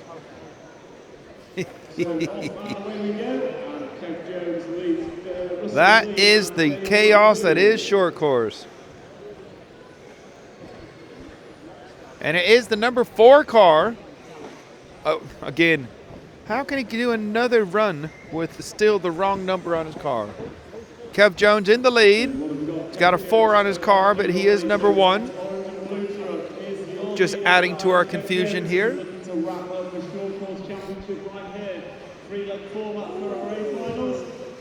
Trouble for our leader, but got away with it. And a hard charging Russell Lee knows he's got to push maybe past his comfortable driving ability to try to take this to a third leg. Coming off of the wall they go. Last time by, they were separated by 1.3 seconds, looking about the same. Up over the tabletop they go. Russell making a mistake going onto the corner tabletop. You see how far he has dropped back now. 3 minutes and 45 seconds left.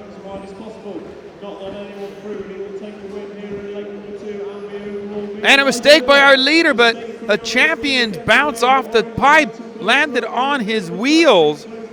That is riding your luck. Compared to Orlowski in the first leg, you saw as soon as Orlowski did the tiniest little thing wrong, he was punished for it. Kev Jones is getting away with it. And Russell Lee stacks it. He has made a mistake.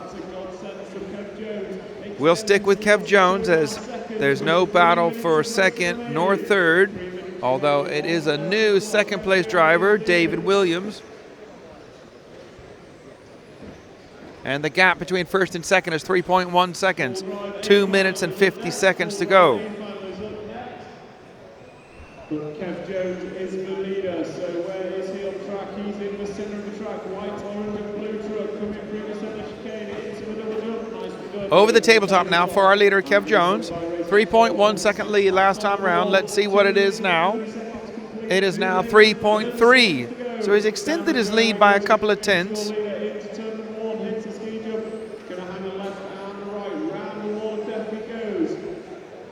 And our leader soon to be in traffic. Referee's up there. He will be calling it through. I see Poulter in action, starting to give out advice, as I call it, to the drivers. Onto the main straight. 2 minutes left. His lead is down to 3 seconds. But don't forget that Williams soon will be in all of this traffic.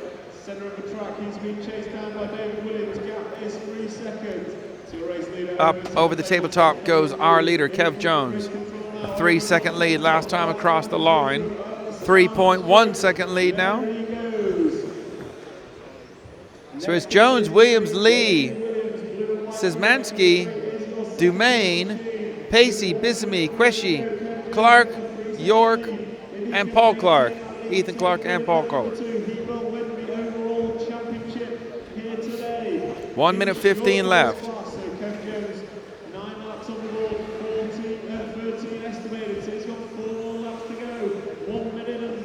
So we showed Kev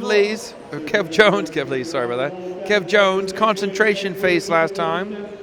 He's got a 3.5 second lead, looking well under control. Not too much traffic in front of him with 55 seconds to go. I believe Jones's wife is out there watching. I can't see the chat room now, so I don't know what you guys are saying. But I think we will show Jones's race face for the last 15 seconds or so. Cleared, I think, all the traffic Jones is going to have now. 3.2 second lead last time around.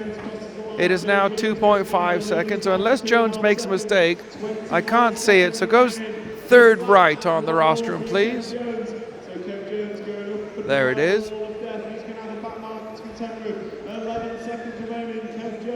Jones, well, my timing, 3 seconds on the clock. Will Jones get through? And he has finished. So Kev Jones is going to be your overall winner in the short course category. Short course championship here at Milton Keynes Grand Prix 2019. Dave Williams going to come home in second. Still concentrating though. He's got another lap because he wasn't sure he had finished. Scott Demain in fifth. Mark Bisbee is sixth. Almost a smile.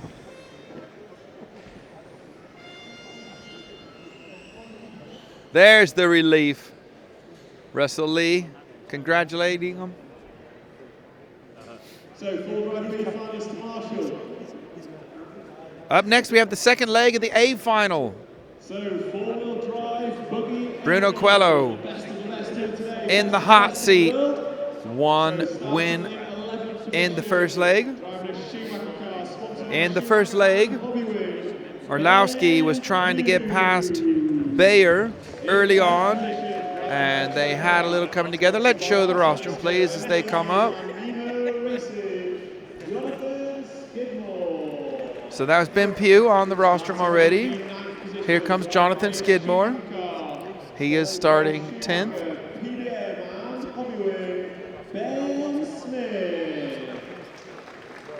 Starting in the 8th position, driving associated B64, sponsored by Sinal Distribution, Team Associated. Oh, so yeah, I got that wrong because my computer's all over the place. Starting in the 7th position, driving a Yokomo car, sponsored by Yokomo, Macklin, LMR, Nemo Racing, Inside Line Models, SRT and Puppy Paint, Paul Crompton. So there's Crompton coming up in the orange and black, or the yellow and black, I mean. Sponsored by Schumacher, LRP, Sanoir, Spatai Paint and LRB Racing from the Netherlands, Wesley Van Helmen's up next. He is starting 6th. Starting in the 5th position, driving Associated car, sponsored by Associated, Reedy, Proline, KO Propo, CML, TK Graphics, Bandicoot Bodies. Notable results as the world's best ever driver, Neil Cragg. Neil Cragg. Starting in the 4th position, driving a Yokomo car, sponsored by Yokomo, Scorpion, Nemo Racing, Expert, LMR, Tony Sport, MR33, Doobie Design, MIP, DF Creative, Creation Models, Beta, a 6-time European champion, Lee Martin. Lee Martin up next.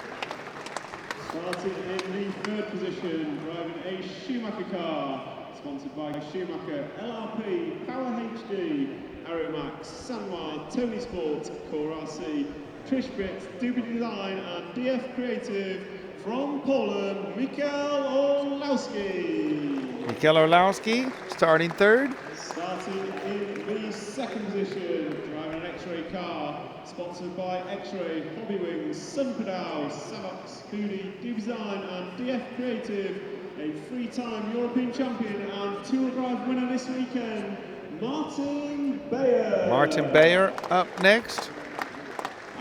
Another driver from the continent. Driving an X-Ray car, sponsored by X-Ray, Hobby Wing, Hoodie, Sunpadao, BR1, Rico Seco, WTF, A-Paint, and Mount Graphics, a 2-time world champion from Portugal, Bruno Coelho. And your pole driver, Bruno Coelho, being announced as your 2-time world champion. Full drive buggy A final here today, and this is leg number 2. Bruno Coelho taking leg number 1, looking to lock it down as these drivers make their way to the grid.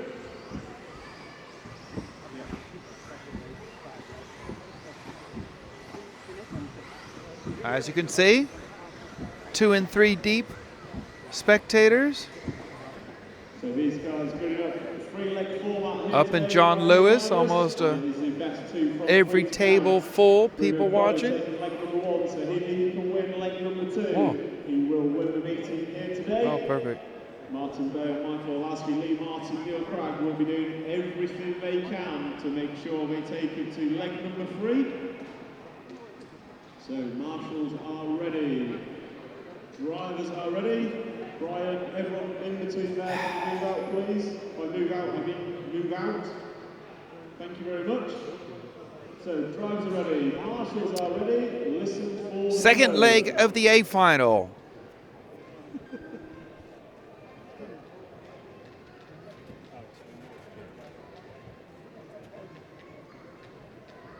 Here we go. Nice start for Coelho. Coelho looking just to drive away and secure the win here for a double X-ray win over the weekend. And Orlowski and all the other drivers wanting to do something about it, but it was Orlowski who showed pace to potentially challenge with Bruno. And I expect that Orlowski will be a little bit more careful this time around, having a collision with Bayer in leg number 1. If you follow the battle for second, please, thank you. We'll keep an eye. And Bruno out in front, but that was Bayer making a mistake heading towards the wall. So now let's watch Orlowski try to close in on Bruno. This is the fight that we were all hoping for. He's quicker, 3/10 quicker on that lap. The gap is 7/10 in the second between them, so Bruno Coelho white. 1 minute down, 4 to go, coming off the wall. They were separated by just 0.7 last time around as they come through the double left and the switchback. Over the tabletop they go. Bruno knows he's just got to keep his car as wide as possible. Take the win, and he On to the main straight they go now. They are separated by 0.6 of a second. That makes a difference, so it shows that Orlowski went a little bit quicker last time round than Bruno did. As we've said all weekend long, catching is one thing, passing is another. 0.8 second lead now, so Bruno opened up a couple of tenths on Orlowski that time around.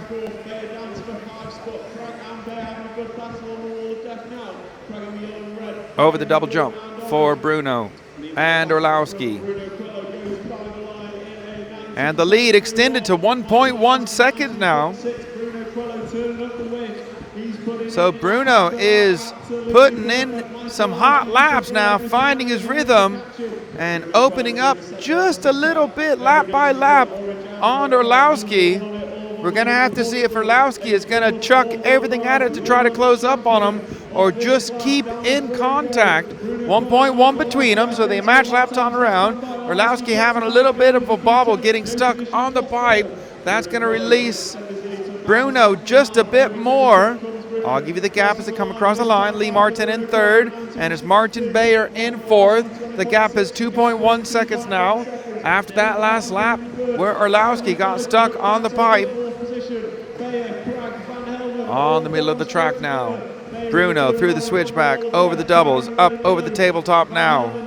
And off of the corner tabletop. What has Orlowski done? In fact, he's gone nearly half a second quicker than Bruno. So the gap now down to 1.7 seconds. Bruno avoiding a crash car. Let's see what Orlowski has done on this last lap. Traffic giving way.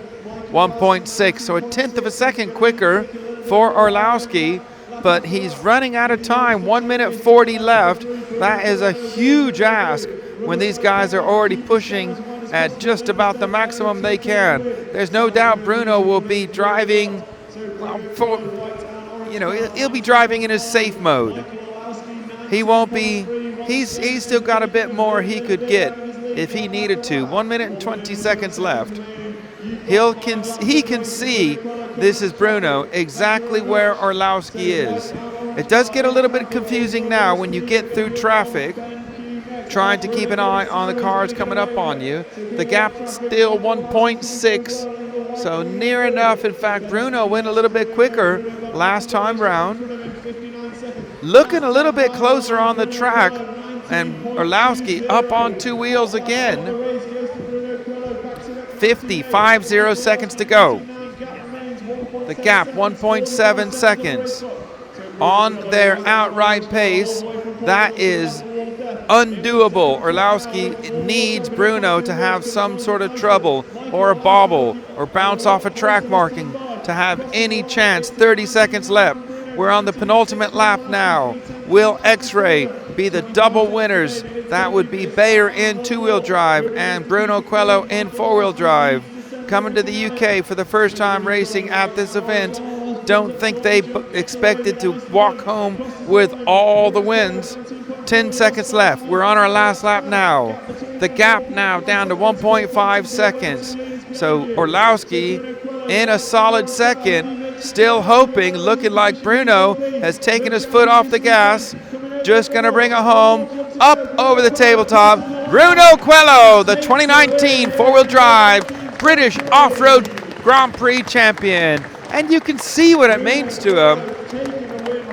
When I spoke to him earlier, he said that he felt underprepared when he started driving his two-wheel drive, but we all know the four-wheel drive is where he excels.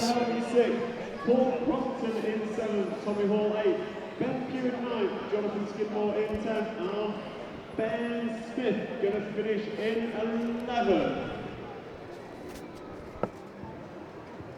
Looks easy, doesn't it? Oh yeah, I can do that. My dream. I mean, I've watched the very best in the world racing. Like, I tell you, that is just, it's bordering on exhibition stuff, isn't it? Huh? Yeah. Certainly is. What fine are we in now? The next one.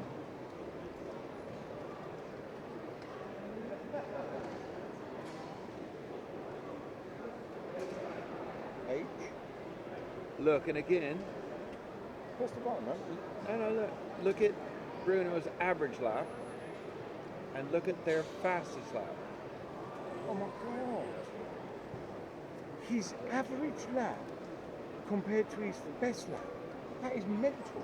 Yeah, but his You saw average that? lap is faster than Move 9 back to the of other competitors. four-wheel drive. His fastest laps are 19.2. But his average. So looking at the results here, Bruno Coelho, his fastest lap was a 19.20. His average lap was 19.35. So Bruno's average lap was quicker than 9 other competitors' fastest lap. So let that sink in. And to show you how close it was, his average lap, 19.35, compared to Orlowski's of a 19.40.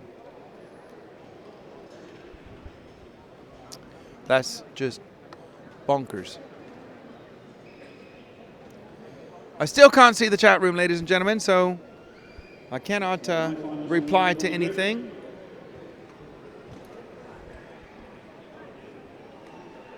Marshals at ready. What am I looking at? Nothing really. Oh, okay. Just letting you know. It's not like that.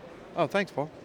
Okay, marshals ready. Stand by drivers. Good luck. I-final. Up next, we have the I final. Paul Nutton on pole.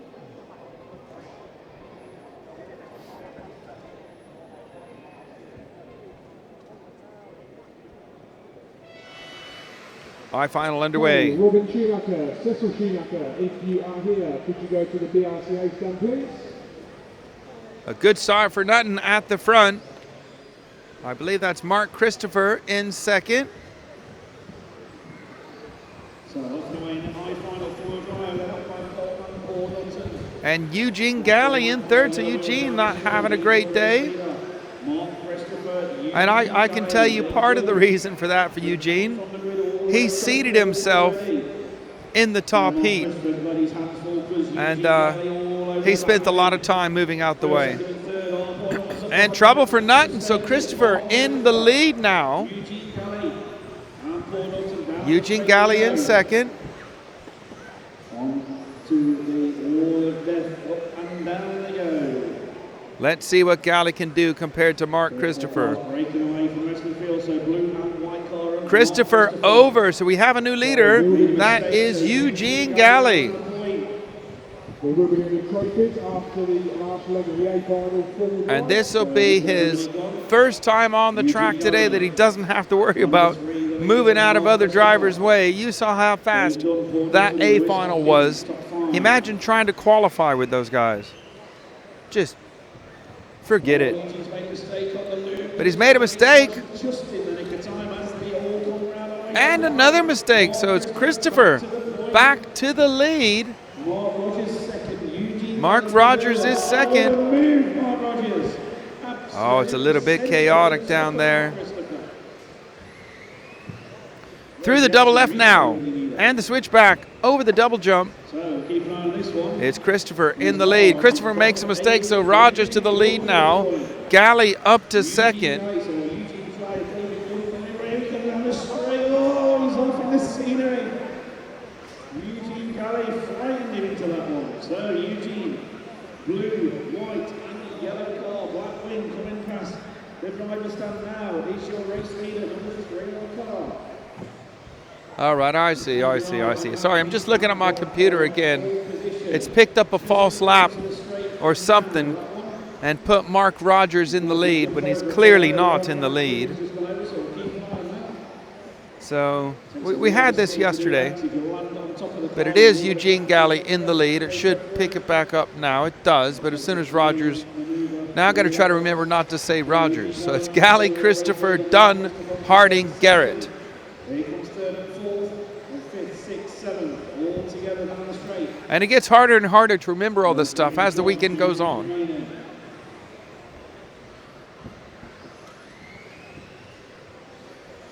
2 minutes left.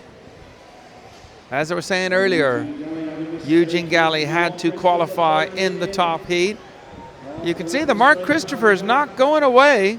He's hanging in there. So Eugene leads them round. Here comes Mark Christopher pushing on. Blue with the white car. Oh, he's short. The jump gets it wrong. Back on his wheels, and now he's with Marshall. So it's car number 9. 1 minute 30 left. Harding all the way to second. Sean Garrett from 10th up to third. Bruno to Coleman down to fourth. 1 minute 20 left. Galley out in front. So H final, get ready, you're on next. Get through screen there, please. And they fixed the computer. Thank you, guys. Putting Mark Rogers in place. So it's Galley, Harding, Garrett, Nutton, Mark Christopher. And then back on them for third, fourth, and fifth. Our leaders through the double left now. 1 minute left. Up over the tabletop. So Eugene's got quite a bit of a lead now at the sharp end.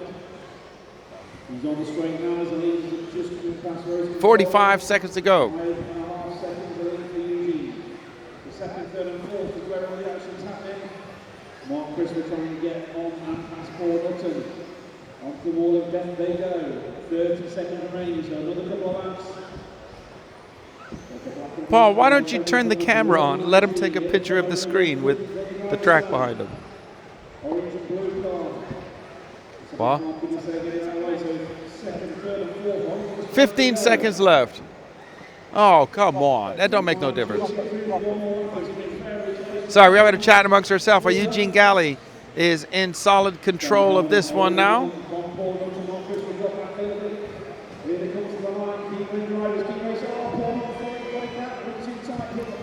Time is up. We'll just be waiting on Eugene. Let's show the driver far left, please.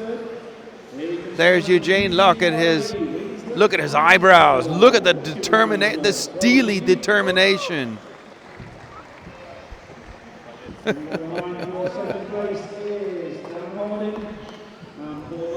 I can see the chat room again. Let's have a look and see what they say.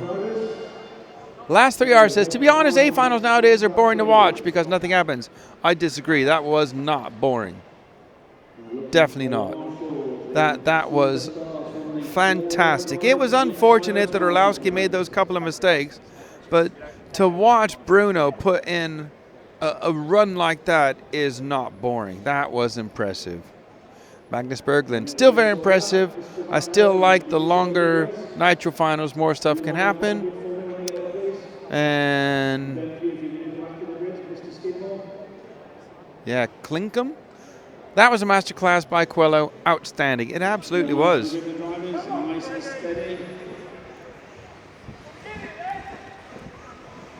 I'll see if I can grab Bruno as he comes back past. Spectators, get yourself a grandstand position for this. We've got Scott Wyman in this one, Craig Gibson, Lee Tolbert, Up next we have the H final. Scott Wyman on pole. That often means chaos.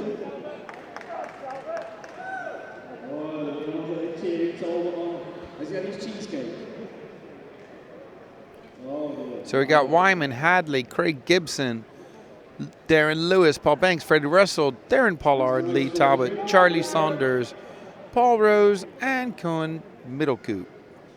Okay, marshals at the ready, please. Unfortunately, you may be required to visual marshal, looking at talent on the rostrum. Good luck. Here we go. H final. Leave that shot on the screen, Paul. Until they get around the first corner. Please. Thank you. You're welcome. H final. Scott Wyman on pole. Here we go. Look at him. Nice and clean through there. But Wyman has Hadley right with him.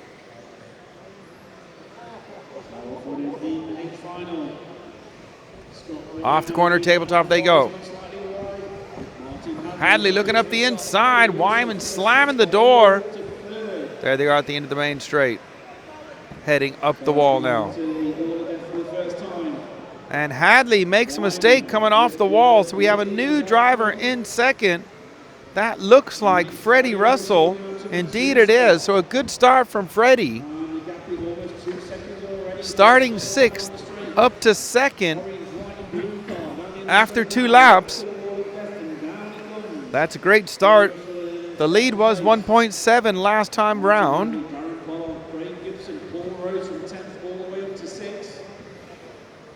A little bit of trouble for Wyman as he was crossing the line. Oh, Wyman stuck. He parked it.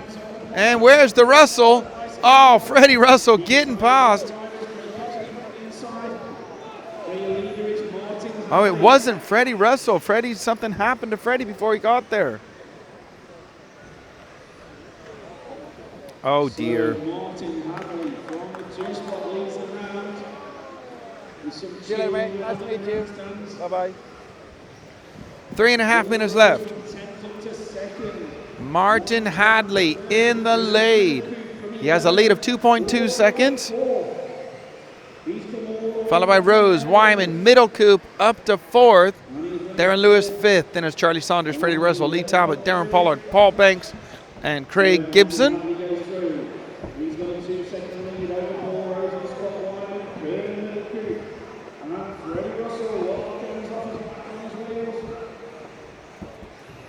Is that good?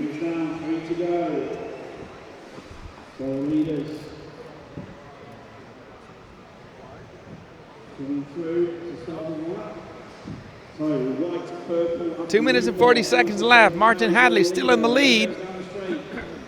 Has a lead of 2.7 seconds. Up and off the wall. Through the double left now and the switchback over the double jump. Traffic moving out the way. So looking at second coming through. That is Paul Rose. 2 seconds back now. It's a pretty big ask. Oh, and our leader's over. You see it there. And that was a change of the lead. Looks like Paul Rose, number 10, is going to be the leader now crossing the line. Indeed he has. But our leader, oh, I thought it was our leader was over. I was out of the corner of my eye. So it is Rose and Hadley together going up the wall. Wyman's in 3rd. Talbot is 4th. Rose ahead of Hadley by 0.9 of a second. Traffic moving out of the way. Down the main straight they go. I'm going to say that Rose has got the pace to win this. If he started from 10th on the grid, but he makes a mistake, and Hadley back to the lead. How does that happen? I was just going to say that Rose has the pace to lead it, starting from 10th up to the lead. That would indicate to me that he has a little bit quicker pace and perhaps struggled in qualifying, but perhaps not.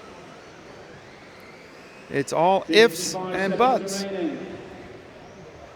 Hadley Rose crossing the line now. 49 seconds to go. Onto the main straight. Across the line, they were separated by 0.8 of a second. Coming off the wall now. And Rose now getting his composure. Trying to push on Hadley. Penultimate lap underway. Onto the main straight they go. 20 seconds on the clock. Hadley seems to be a little bit quicker on that part of the track than Rose. A little bit of a bounce for Hadley, so Rose is right back with him. And we're going to have a race on the last lap. Hooray! And a mistake from Rose. That's it. Over. We've been robbed of a last lap race.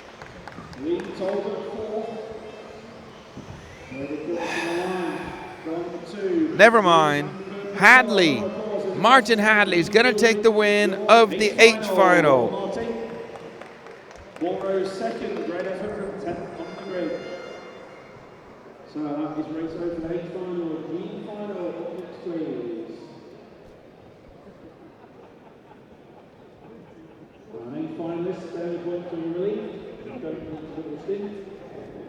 On short over there for a high final, please. Shall I see if I can grab Bruno as he's going past for a quick word? That means I can stand up and stretch my legs.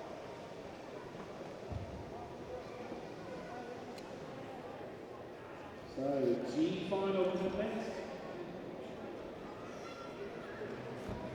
Yes, as you may have heard in the background, G final up next. And it is Chris Foster on pole. For 11 Rob Shaw, not on the track. Rob Shaw, I think he's on the second one out. So line up on the grid, please. Chris Foster on pole. No? This will be the He's playing with me. all the way through. Congratulations. Just take the Sorry? Just take the jacket out. Yeah.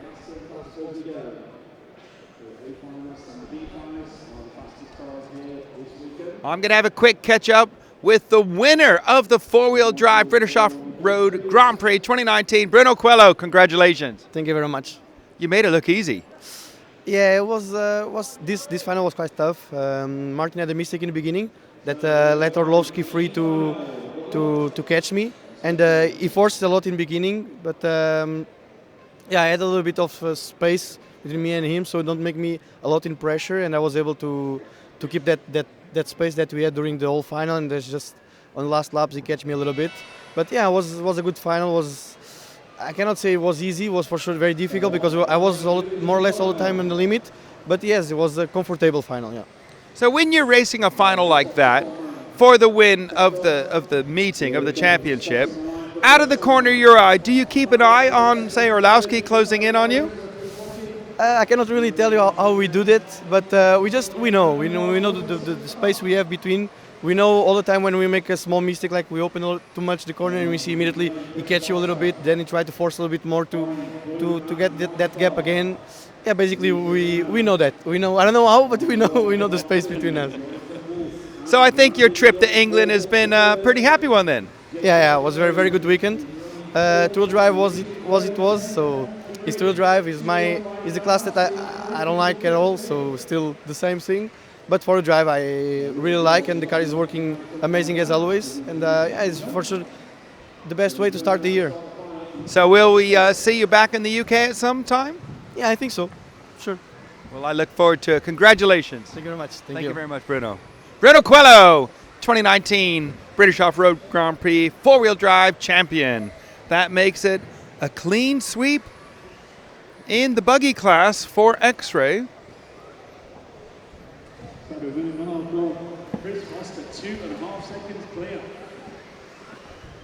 Jonathan Wolf second, Brandon Young. Edgevold. Jason Minot, Yo down to 6 now. Does that mean we're done interviewing? The backup begins. I don't blame you, Paul. I think we've done enough, haven't we?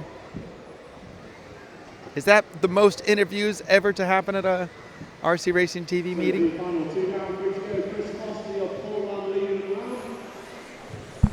I think we've done the most varied stuff. All right, okay. You know, Yeah, not just done that, No. but we've also did the headset on the driver thing. We Yeah. did the split screen stuff. You know, we've been quite inventive. Exactly, and it's all to try to, well, if I'm totally honest with you, I call it having fun. Yeah? It's nothing's groundbreaking, nothing's totally innovative, nothing, everything's already been done. We're just trying to mix it up a little bit, trying to entertain you fine folks out there.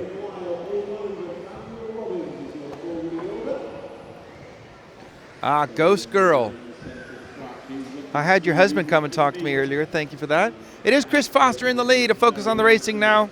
Two-car Jonathan Wolf is closing those 6/10 last time by in the favour of Jonathan Wolf. So the gap is just 1.9 seconds. I believe we have Foster on screen. Through the double left now. And the switchback. Up over the tabletop, crossing the line now. Just looking at the computer. Indeed, that is Foster, and his lead is 1.58 over John Wolf. Down the main straight he goes. Up the wall and down.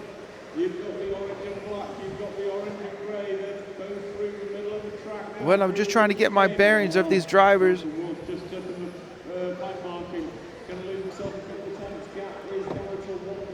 1.6 second lead. I'll get the bearing. It is first and second.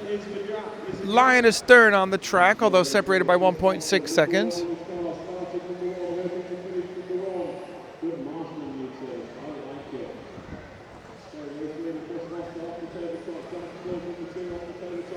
Gap last time by 1.6.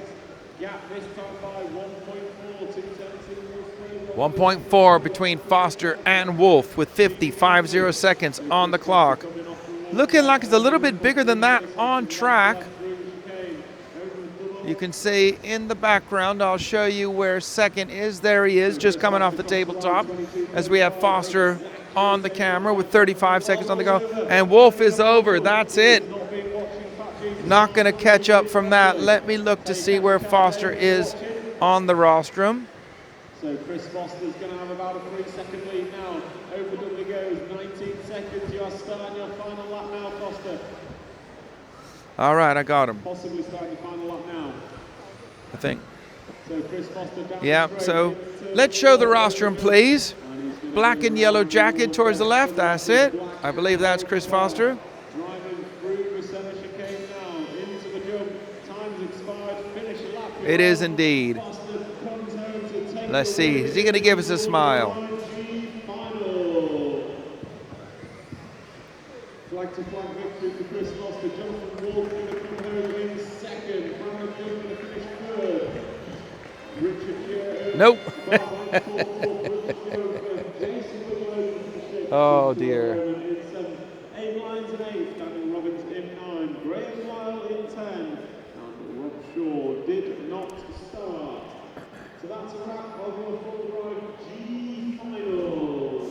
Next up is. Up next we have the F final. Steve Haskins is going to be on pole.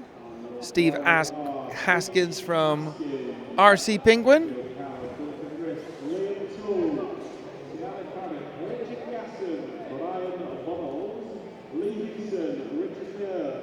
Chris Seeley and Scott Collington. You guys want to drive around to the grid? Tony Russell, can you accept the grid? As you're there, thank you very much. Ghost Girl says, great race, well done everyone. Thank you very much, Ghost Girl. Get these guys gridded up. And we can go racing. Everything okay, Paul? Paul Bateman, my producer, dancing around, checking all the settings on all the different devices after the trouble we've had today. And if we're honest with you, we don't really know what happened, do we, Paul? No, it's merely the joys of trying to get a live stream out of a shopping centre. Yeah. We were live streaming earlier, and when when the sound went at first, we were trying to see what that was, and then the whole thing went, and it was just gone. We hadn't touched anything. Most people in life must have experienced. F final, Steve Haskins on pole, RC Penguin fame. Here we go. Nice start for Haskins. Oh, it looks like we've had a pass. I'd say Duncan wrist that was. A little bit of contact there.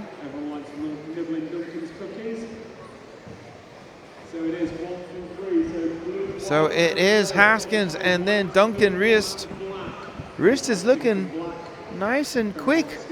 Straight out the box. You know, some people start faster than others. So Haskins in the lead. He's a former, what was it, radio race car champion here in the UK. So it's Haskins, Reist, and Howard. And Haskins now finding a bit of rhythm, opening up a bit of a gap on Duncan Wrist, who's coming under pressure from Jody Howard. Oh, and that was a little bit unlucky. And Jody's waiting. It didn't do it on purpose. Jody overjumped.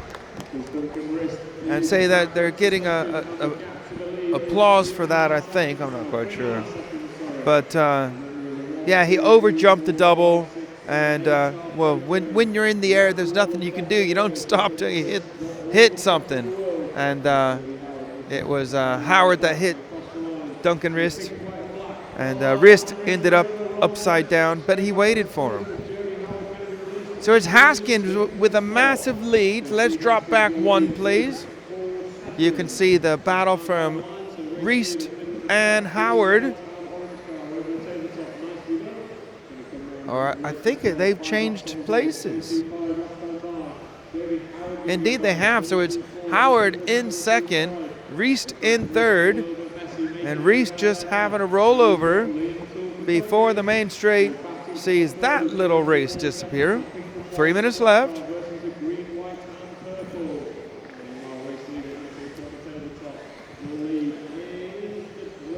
It's pretty spread out here. 3.7 between Haskins and Howard, and then 2.5 between Howard and Reist. And Reist is half a second ahead of Liam Toole. That's the race for third.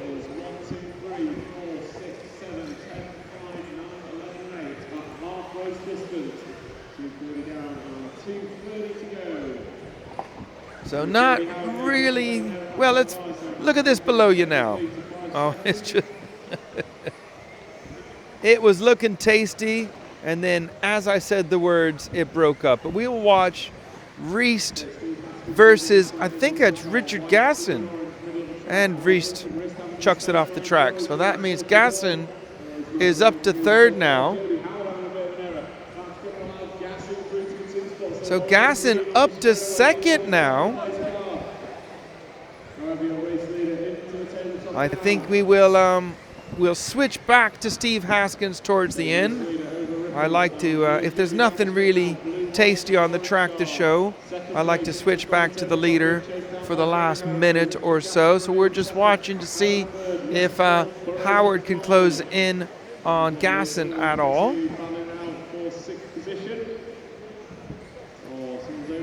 And they're both having a little bit of struggles with it, doing a little pinball, bouncing off the sides. 1 minute 15 left.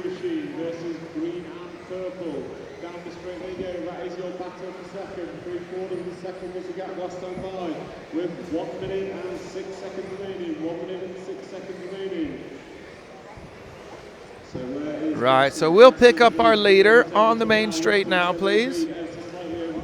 There it is. Thank you. That is Steve Haskins, our leader, 5.2 second lead. Just trying to look and see if I can find him on the rostrum. All right, yep, I got him. We'll show Steve's concentration face. So second right on the rostrum, please.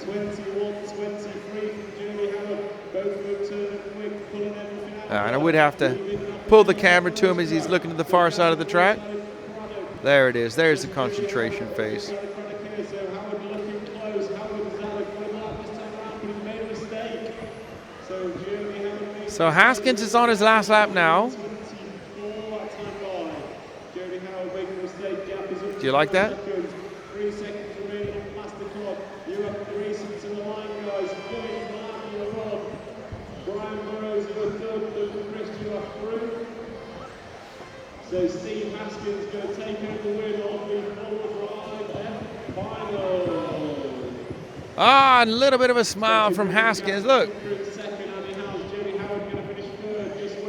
having a quick look at his times on the referee's computer there. That was David Poulter.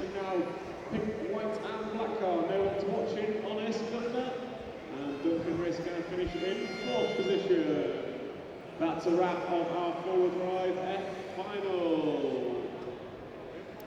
Nice win for Steve Haskins from RC Penguin. We move on to the E final. Your drivers are Paul Up next we have the E final. Paul Field on pole. Alex Springer, Laura Heckling, Martin Hines, racetrack for the Euros, Once Upon a Time, Owen, James Harold, Anthony Murray, Matthew Peters, Sean Thompson, and Will Johnson. Okay guys, you've got to take cars to the grid.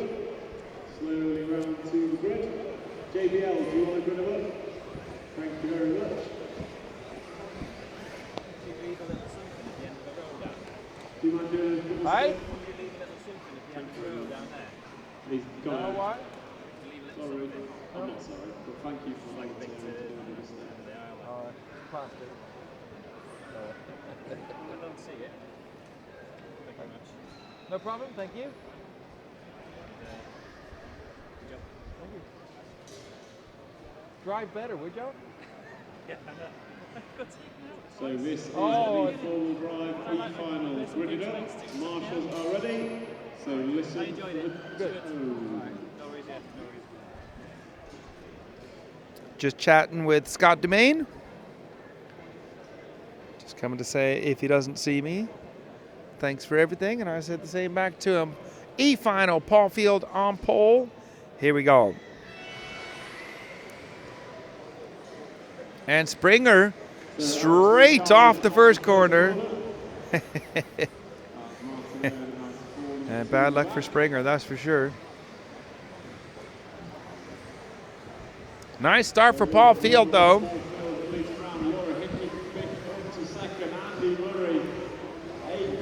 Oh, and that's ugly. I'm going to have to let this one settle down and get back across the line. It looks like, I think that's Yo-Yo Payne in the lead. Could be wrong, though. Nope, Matthew Ward, I beg your pardon. Andy Murray second. Will Johnson from 11th up to 3rd.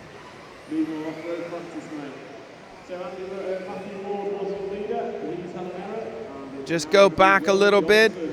Go back 2. There you go, a little bit of a wider shot. We got a bit of a freight train working here. It's kind of very difficult to pick out 1 or 2 things to show. And there's second place, Matt Ward crashing out. It was Will Johnson up to the lead. Man down, Bart Van Ekkerpol.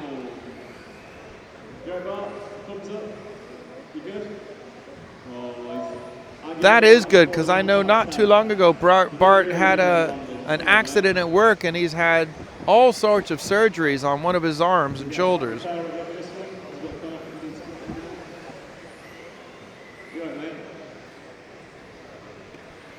So Will Johnson's leading this one, and he's coming over the centre tabletop now. 3 minutes and 10 seconds left. It is Will Johnson out in front, and we're trying to just give a good overview of what's going on. So it's Paul Field second, Hickling, Springer, Thompson. So good going for Springer. He went down to about 9th on the first couple of corners, and with a bit of working his way through the field and a few other cars crashing, Springer up to 4th.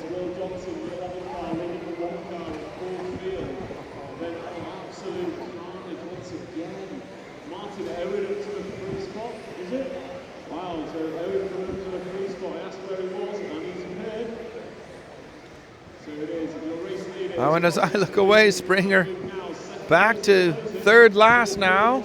It is William Johnson in the lead, who's on the main straight now, 1.7 ahead of Paul Field, our pole man. So that's number 11 trying to stay ahead of the car number 1.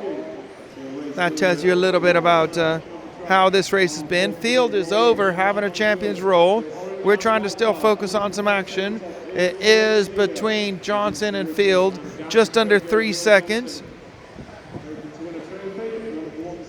So we've got Martin Nolan on camera, who's in third. Race what? What? Oh, you can't hear me. Racing James Harold.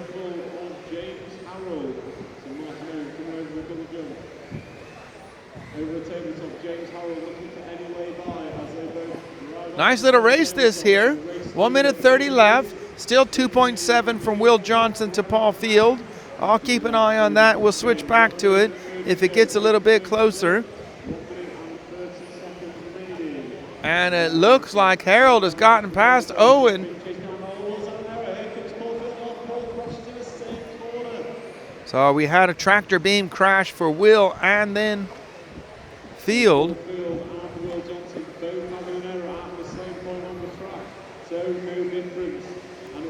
1 minute left. Johnson is going to have a comfortable lead now.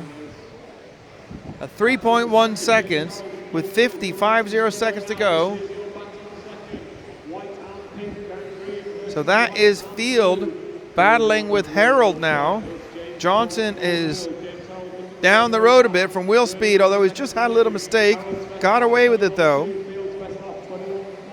We'll stick with this battle here. And there's a change. Harold up to second. Opportunistic, saw a little bobble. And then Harold's made a mistake. Right, we're going to pick Will Johnson up. Double jump, please. Red car.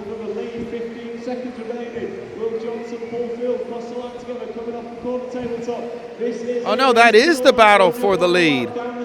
Wow, I'm glad I went back to that. I hadn't realized it was that close. Field tries to go past Johnson. Fair driving there by Field. I got to say that. They're racing the line and Will's over. Is he going to end up third? So it's going to be Paul Field takes the win. James Harold ends up second. The crumbler lap from Will Johnson sees him drop down to third. That's Will from Will Speed. Find him on Facebook and Will Speed RC on Instagram.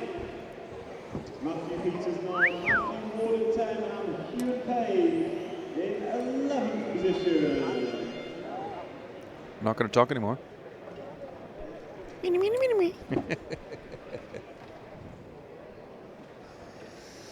Oh, wow, that was good.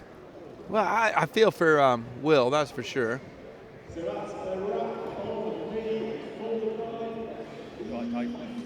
All right, mate, you? Good. Good? Yeah, good. Yeah, good. The final? You won? No, it wasn't that lucky. I think I finished 8th. I had a ball joint pop off. So Oh, that's bad. I blame Adoka. I do. I blame the wall when I hit it. That doesn't matter. Yeah. I found out my back diff hadn't felt right all day. I keep changing the oil. I found out what was wrong with it for the final. So I put the oil back in and suddenly I had a bit more rotation. Yeah. It just made the car so much quicker through the infield. Right. Nearly half a second quicker on the best lap on one tyres. Wow. Well, at least you figured out what was wrong with it. Just blame it on the mechanic. Absolutely. Martin Walter's game. Or Les Help. Les Help's always the best one. Yeah, he's good to blame. Up next, we have the D final. Carl Jackson on pole. Yeah, look at the back of this one. We have Adoka, Burton, and Brown. Oh, dear. Oh, dear. Look at the field. You got Pete Lyons in there, Daniel Austin, Ross Nicholson, William Clan, Leon Morrell, and Matt Dodd together. That's going to be a fireworks.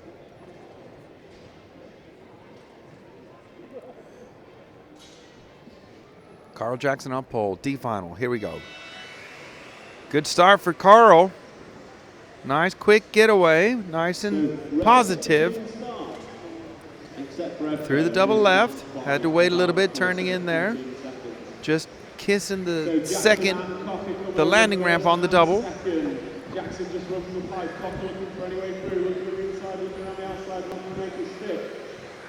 Got to say, that was a nice clean start. Going around the wall of death off, Connor looking at the inside, not going to make Cocker looking like he's trying to find a way past Jackson. Jackson bouncing off the corner, so Connor Cocker to the point now, followed by Carl Jackson.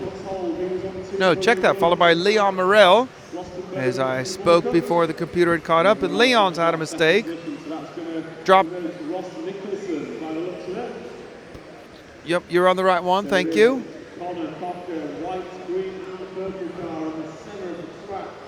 Let's get them across the line so I know who they are. So Cocker out in front, 2.1 clear of Nicholson, Callan, Jackson, and Morel. Oh dear, it's close.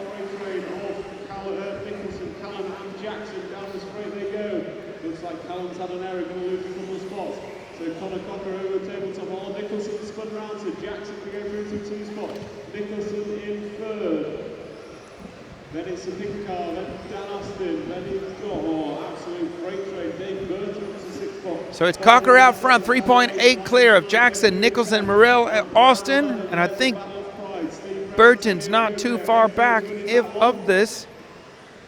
I can't tell you, it's crazy. But it is Carl Jackson, our pole sitter, in second, trying to close down on Connor Cocker. That's going to be a tough ask. Leon Morel in third. We're watching the battle on screen. Up off the wall they go. Leon Morel trying to find a way past Jackson. Jackson clean through there. Had an accident there a few laps ago. Crossing the line now. 2 minutes and 50 seconds left. Down the main straight they go. We have Carl Jackson and Leon Morel on screen. Up off the wall. Through the infield. Double left now, no trouble through the double left side section. Up over the tabletop they go. Off the corner tabletop now. Jackson is over, Morel is through. Jackson's going to hang on in third. Good marshalling there by Richard Miller. Off the wall for Morel. Now it's Jackson's turn to chase. As we've said numerous times throughout the weekend, it's easier to chase than it is to lead. And our race leader was over, landed at the feet of Richard Gasson. Car got hung up in his hand just a bit as he was trying to turn it over.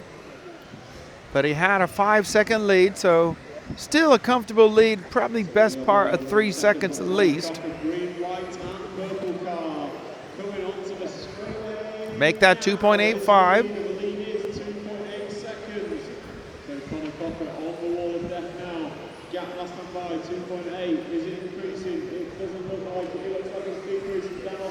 And pretty evenly gapped between first, second, and third now. 1 minute 25 left. I think we're going to pick up our leader who's at the end of the straight. Perfect. Up off the wall. On the double left now.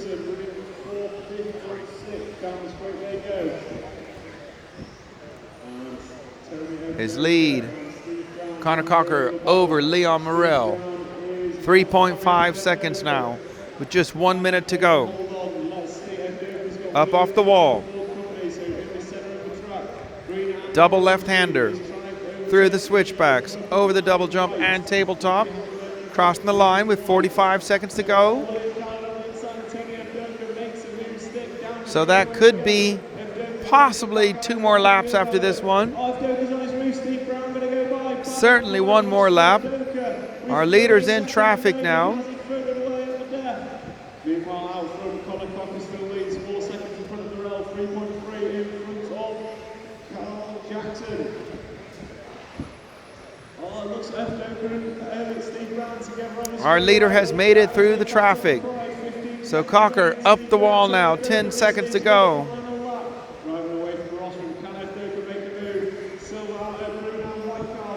Let's see if he makes it through for a victory lap. Indeed he has. So Leon Morel is finished in second. Connor Cocker is on his victory lap. Let's have a look on the rostrum. He is fifth from the right.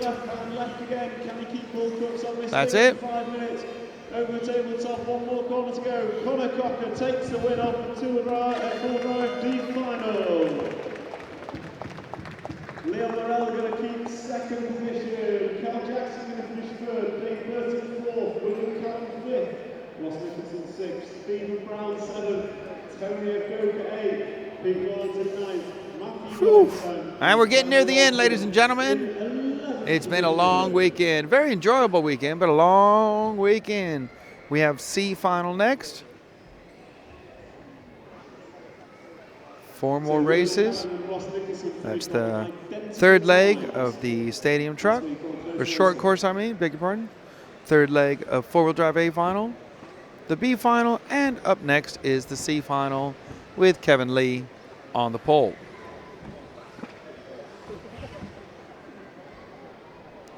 I think he's gone for a walk. And I brought that Coke and you've not drank hardly any of it. You hurt my feeling. I only have the one. So this is the C final grid up. Kevin Lee on pole. Andy Murray come over to Marshall, please. Andy Murray to Marshall. It's magical how this racing works. You race, you Marshall. Then you help put the track away at the end of the day.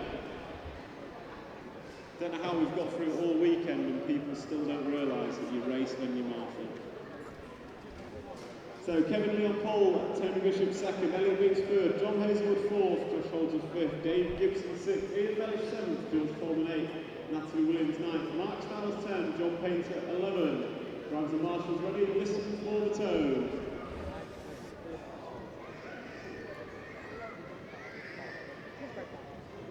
C final, Kev Lee on pole. Here we go.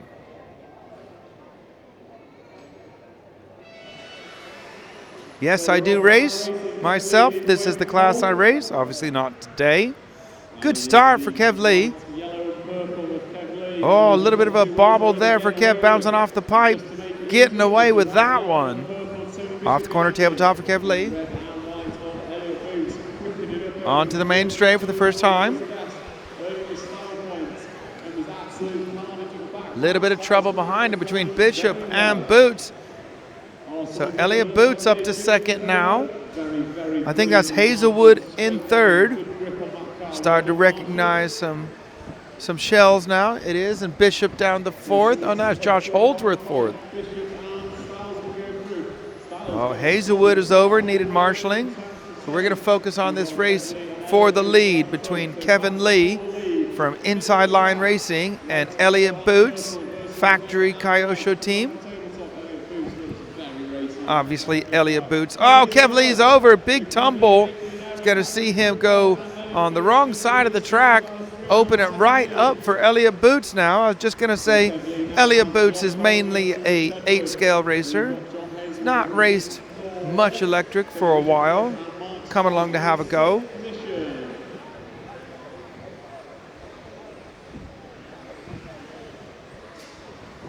So Elliot Boots in the lead, 3.5 minutes to go. Kev Lee second, Holdsworth, Hazelwood, Bishop. That is your top 5.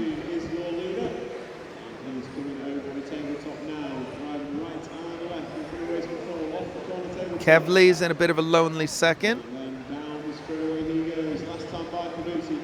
Well, no, not really, to be fair. It is Holdsworth up to second now. So it's changed when I was looked away.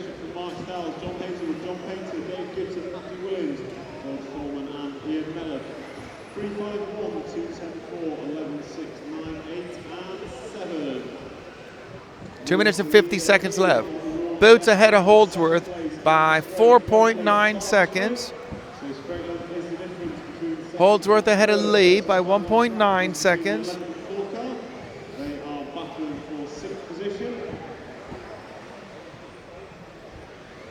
And the lead now, 4.7 between Boots and Holdsworth. We have Elliot Boots on screen. No real battles in the first 3 or 4 cars. all with a fairly comfortable gap between them. Bishop only half a second behind Lee, but not really troubling him at the moment, but not going away either. Just over 2 minutes to go.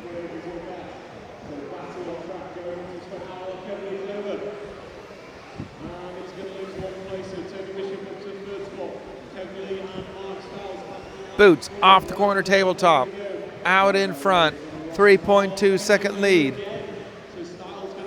over Josh Holdsworth. Bishop up to third, Styles now up to fourth, Kev Lee down to fifth after a mistake on the last lap.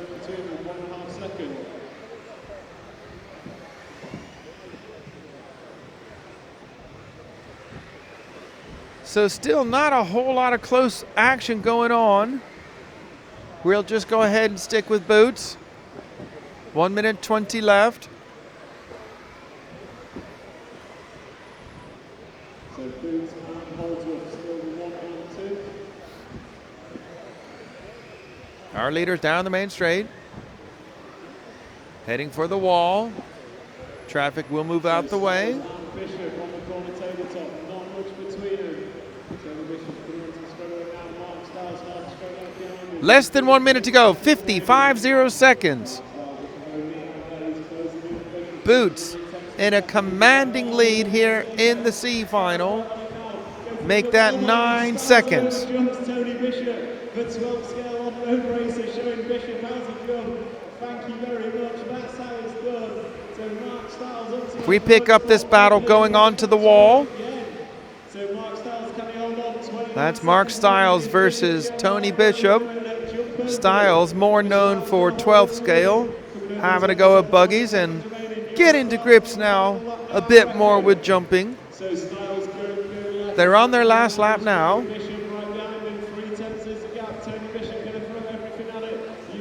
Up off the wall they go. Through the infield.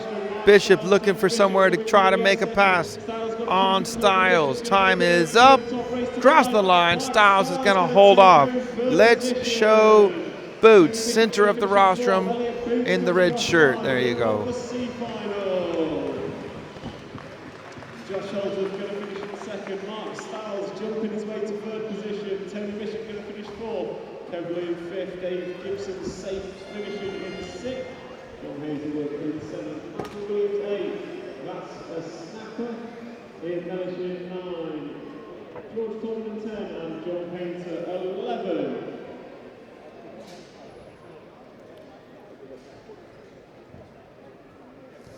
Up next, the B final. Lloyd Story on pole. He is the unlucky driver. He tied on points to make it into the A. Lost on a countback. Ended up in the B final. He was blaming the grip, the back markers, everything for himself, unsurprisingly. Well, he says it's 1-all, apparently.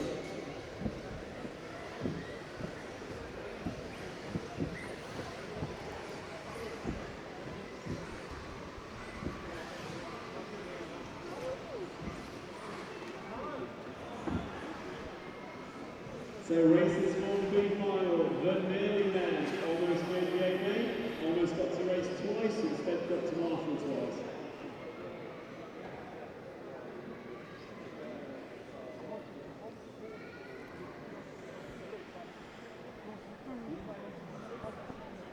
So Lloyd Story on pole, Jack Neal second, Alan O'Brien with our international contingent from Scotland in third.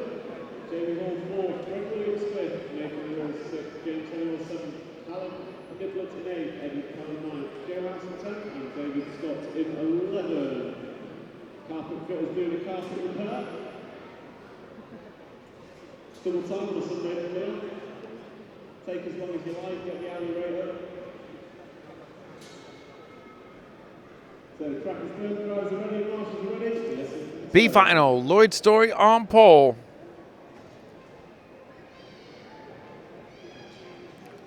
Here we go.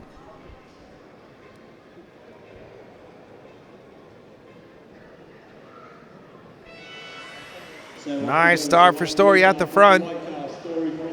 Jack Neal, good start also in second. Alan O'Brien in third. Oh, and a mistake for Story, and the marshal struggling to get there. Twinkle Toes Lions. So it's going to be Jack Neal in the lead. If we just go back one, there's a little bit closer racing there early on. These drivers should be very equally paced and also have good consistency as well. So Neal's in the lead down the main straight. Then it's O'Brien, Jamie Hall, and Greg Williams. Not far behind them is Nathan Rawls as well.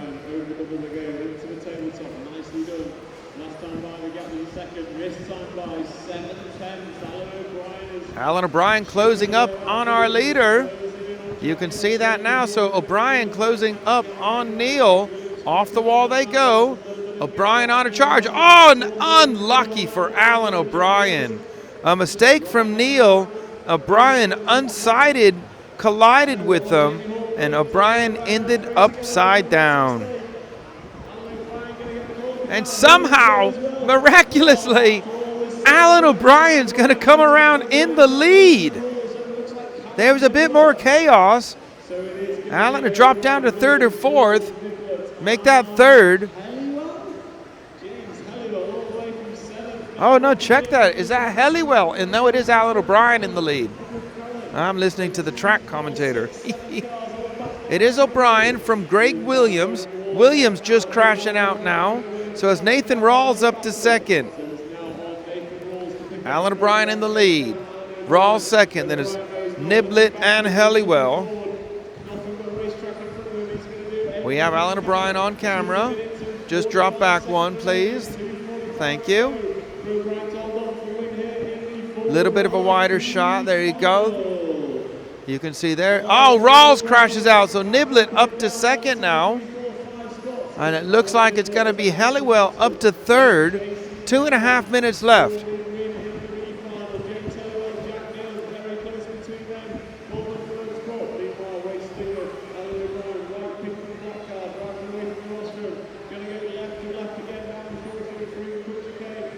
Just trying to look to see who we can follow that's being the closest battle, and I think that's what you've got on the screen. 2 minutes and 10 seconds left. Just looking to see, it looks like Niblett is closing in on O'Brien. Pick him up off the wall, please. Thank you. So there's our leader, Alan O'Brien. Callum Niblett cruising up to the back of O'Brien. 1 minute 50 left. O'Brien is over. Niblett to the point now, but doing pinball off the cushions. But O'Brien hanging in there in second, it looks like. It's a little bit tough to tell from this distance. It could be Helliwell. To get him across the line and see. Niblett in the lead. O'Brien up to second, well, down to second. 1.5 behind now. So we've got the O'Brien versus Helliwell race on screen with Jack Neal coming back into contention for fourth. 5-way battle for second. Off the corner tabletop they go. So that's O'Brien, Helliwell, Neal.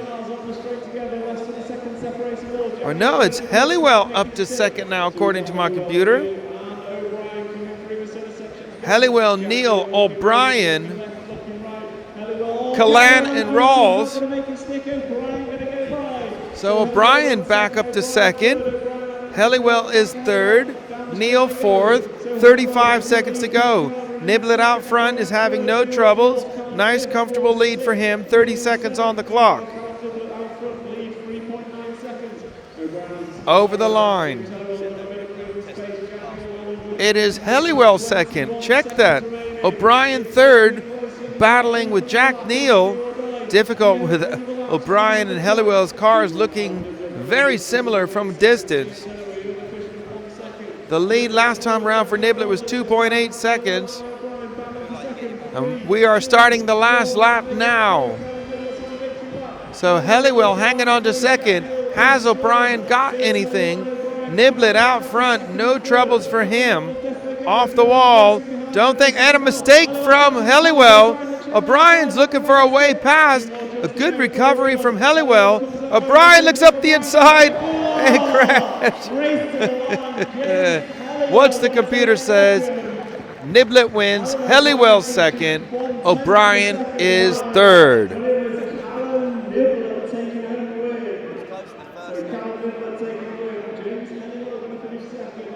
What's that for? What did I win? Oh. Just so you know, just won my 20p back. I said we wouldn't be finished by 5. I had forgotten. I was hoping you wouldn't remember and I could hold it over you for the next 5 years. Any good, Elliot? Any good? Yeah, it was pretty good in the final, as usual. It's always right at the end I get good. But no, we have an improvement, so yeah, at least we went away with a positive. Where's your next big race? I got Montpellier warm-up next weekend. I guess the main event will be in about a month's time. That's the next one. And then off to America, night challenge. Ooh, have you been out there before? Yeah, a few times.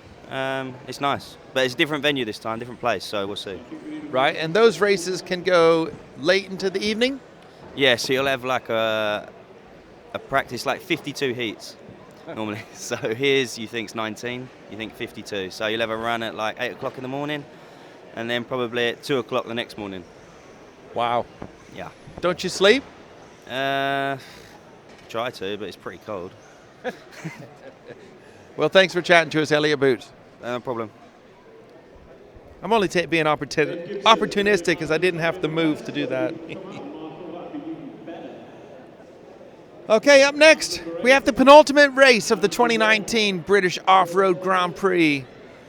Short course has already been won by Kevin Jones, or Kev Jones. I don't want to say Kevin. I'm assuming his name is Kevin, but it just says Kev. And he's electing to race. Could someone volunteer to do point 1? One of you marshals over there. Kev's here. Thank you very much. Ross, do you mind doing it again? Thank you very much. Okay, drivers and marshals ready? Do you mind doing it? There's it. Okay, drivers and marshals ready? Listen to your numbers. Third A final, short course. Here we go.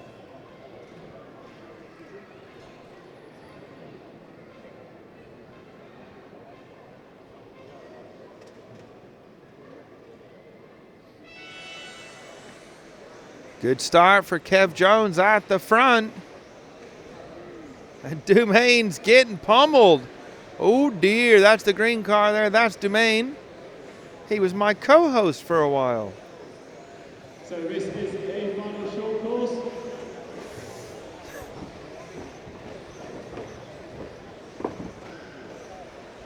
Yeah, some things just don't need saying. Kev Jones in the lead. Williams and Jonathan Szymanski.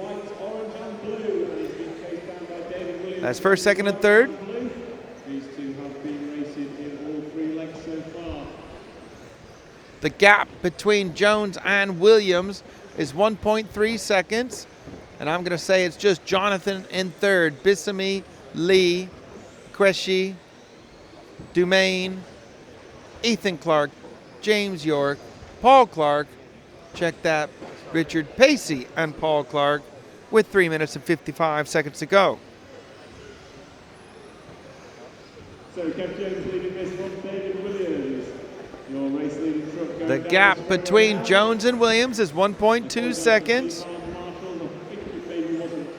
We're going to see if Williams has an answer for Jones, who has shown the way around this short course A final in the previous 2 finals, but almost a mistake from Jones there.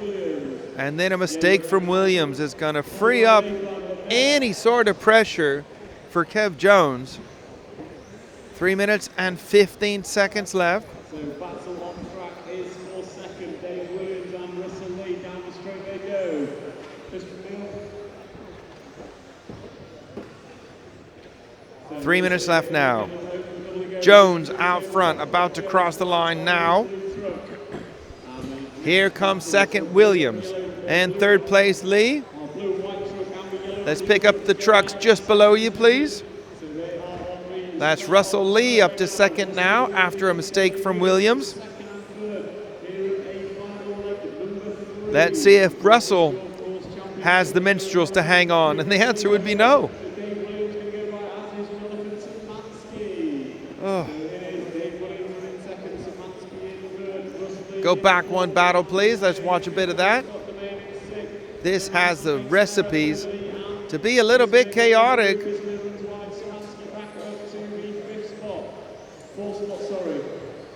2 minutes and 15 seconds left.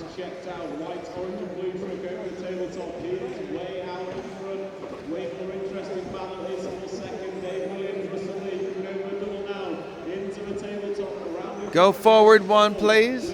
One more. Oh, well, there was. Why did they keep doing that to me? You can just stay there. Let's watch the chaos. That's Dumaine in the green one getting a bump. There's Russell Lee rejoining after a mistake, and you saw he just made another mistake. 1 minute 45 left. So it's Jones, Williams, Lee, Jonathan, Bismee, Dumaine, Sharif, York, Pacey, Paul Clark, Ethan Clark. 1 minute 25 seconds left.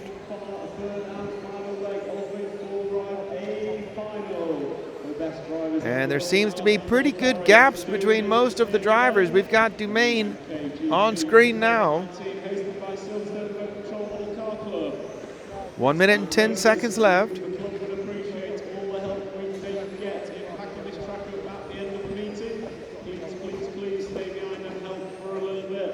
1 minute left. Jones with nearly a 10-second lead.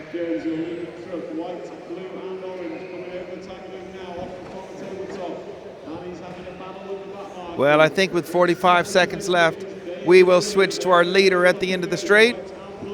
And heading for the wall. One more forward, please. Just coming off the wall now. There it is. Thank you. 35 seconds left. It's been a masterclass from Kev Jones.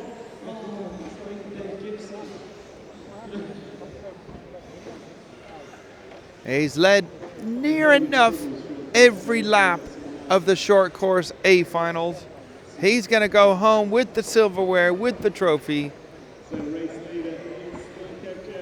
10 seconds on the clock. I don't think he's going to make it through for another lap. The computer's just about time is up. There's the buzzer. And Kev Jones has won all 3 legs. A final short course.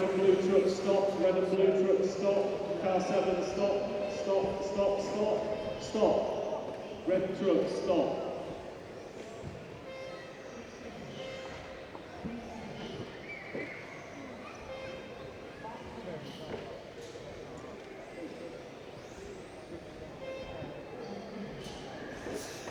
And I'm being asked to grab Kev Jones. We can't do that, mate. We're going to go straight into the third leg of the four-wheel drive A final. I know it's already been won, but that's the main class, and I need to focus on that. We'll have maybe 2 minutes after it's over to say our goodbyes. 1 minute 30. 1 minute. You are smoking something, ain't ya? No, I mean, we don't need to grab any of the A finalists to speak to them. We've spoken to everybody throughout the weekend. Not everybody, that's an over-exaggeration. We've spoken to the majority of the top drivers. Bruno's already won. We had him up after the second leg, and he's already secured the victory. It's late. I know it's only 5:15, but we have been here a long time, and many of us have long ways to travel home tonight. And, well, we got to pack away. But John Ali Bonga doesn't. He lives about 12 minutes away from here. So you can do all the packing away. You don't mind? Sorry? Can't hear you. Nick is. Nick's coming to help back up. Yeah, right.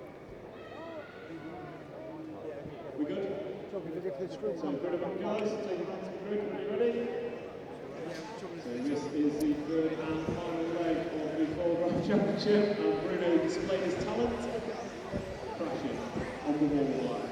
Well, it was time to crash, I guess this is it.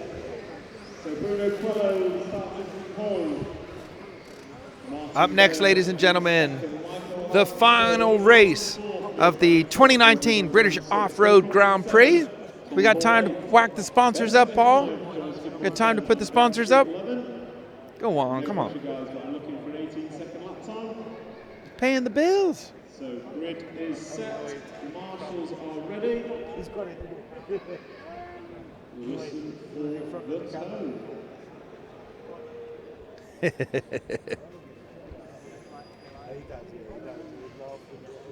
Third leg, four-wheel drive A final. Here we go. Oh, Bruno does a complete backflip off the line and then rejoins at the back of the pack. So we are going to focus at the front. That's going to be Bayer in the lead. That's pretty spectacular. So it's Bayer, Orlowski, Martin, Cragg, and Skidmore from 10th on the grid. Nice little start from Bayer. Bit of gap on Orlowski. Martin and Cragg right there. So a four-way battle. Little bit of a gap back to Skidmore in 5th. Although Bayer's trying to do the escape act, Orlowski's going with them. Orlowski's ramping it up now. And they're making a bit of a gap back to Martin and Cragg. And a mistake from Bayer. And Orlowski is straight through. And then makes a mistake 2 corners later. Gifts the lead back to Bayer. On the infield now. Orlowski's over again. So it is Bayer, Martin, and Cragg. On to the main straight they go. 3 minutes and 35 seconds left. Bayer had trouble with a collision with Orlowski in the first final. I'm not sure who's going to end up second and third. Obviously, Bruno's already won. Lee Martin putting pressure on Bayer. Cragg's hanging there in third, although he's dropped back just a bit. I mean, well, not anymore. They're kind of going back and forth just a bit, where it looks like now Bayer's found a bit of rhythm trying to open up a gap with just over 3 minutes to go. Down the main straight for our leaders. Last time around, 0.7 of a second lead for Bayer over Lee Martin. You can see on the camera how close Neil Cragg is to Lee Martin. Martin now closing in on Bayer just a bit, separated by just half a second now. 2 minutes and 35 seconds left.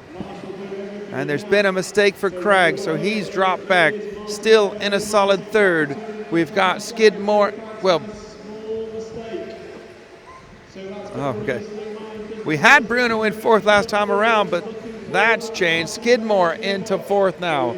2 minutes and 15 seconds on the clock. Lee Martin staying with Bayer. Doesn't seem to be able to get much closer to him at the moment. 2 minutes left. So across the line, off the corner tabletop now. Down the main straight they go. Hanging a right up off the wall. 0.6 of a second between them last time round. Over the double jump. Lee Martin looking a bit closer. Separated now by 0.5 of a second. And Lee Martin visibly closer to Martin Bayer. Over the wall they go one more time. Bayer is quick through there. And Lee just doing a little bit of pinball there. Over the tabletop. Off the corner tabletop now. 1 minute and 20 seconds left. 0.8 of a second between Bayer and Martin. Looking like it's spreading out just a bit more. Either Martin's fallen back just a bit or Bayer's pushed on. Let's look at the lap time. Indeed, it was Lee Martin with a little bit slower lap.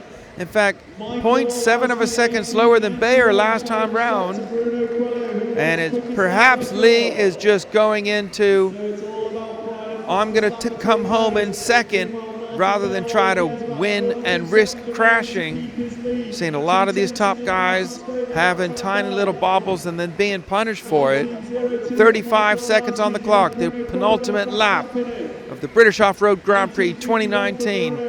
Bayer in the lead. Last time round was 1.2. Starting his last lap now, well, it'll be close actually. They might go one more. Sometimes my computer's a little bit behind.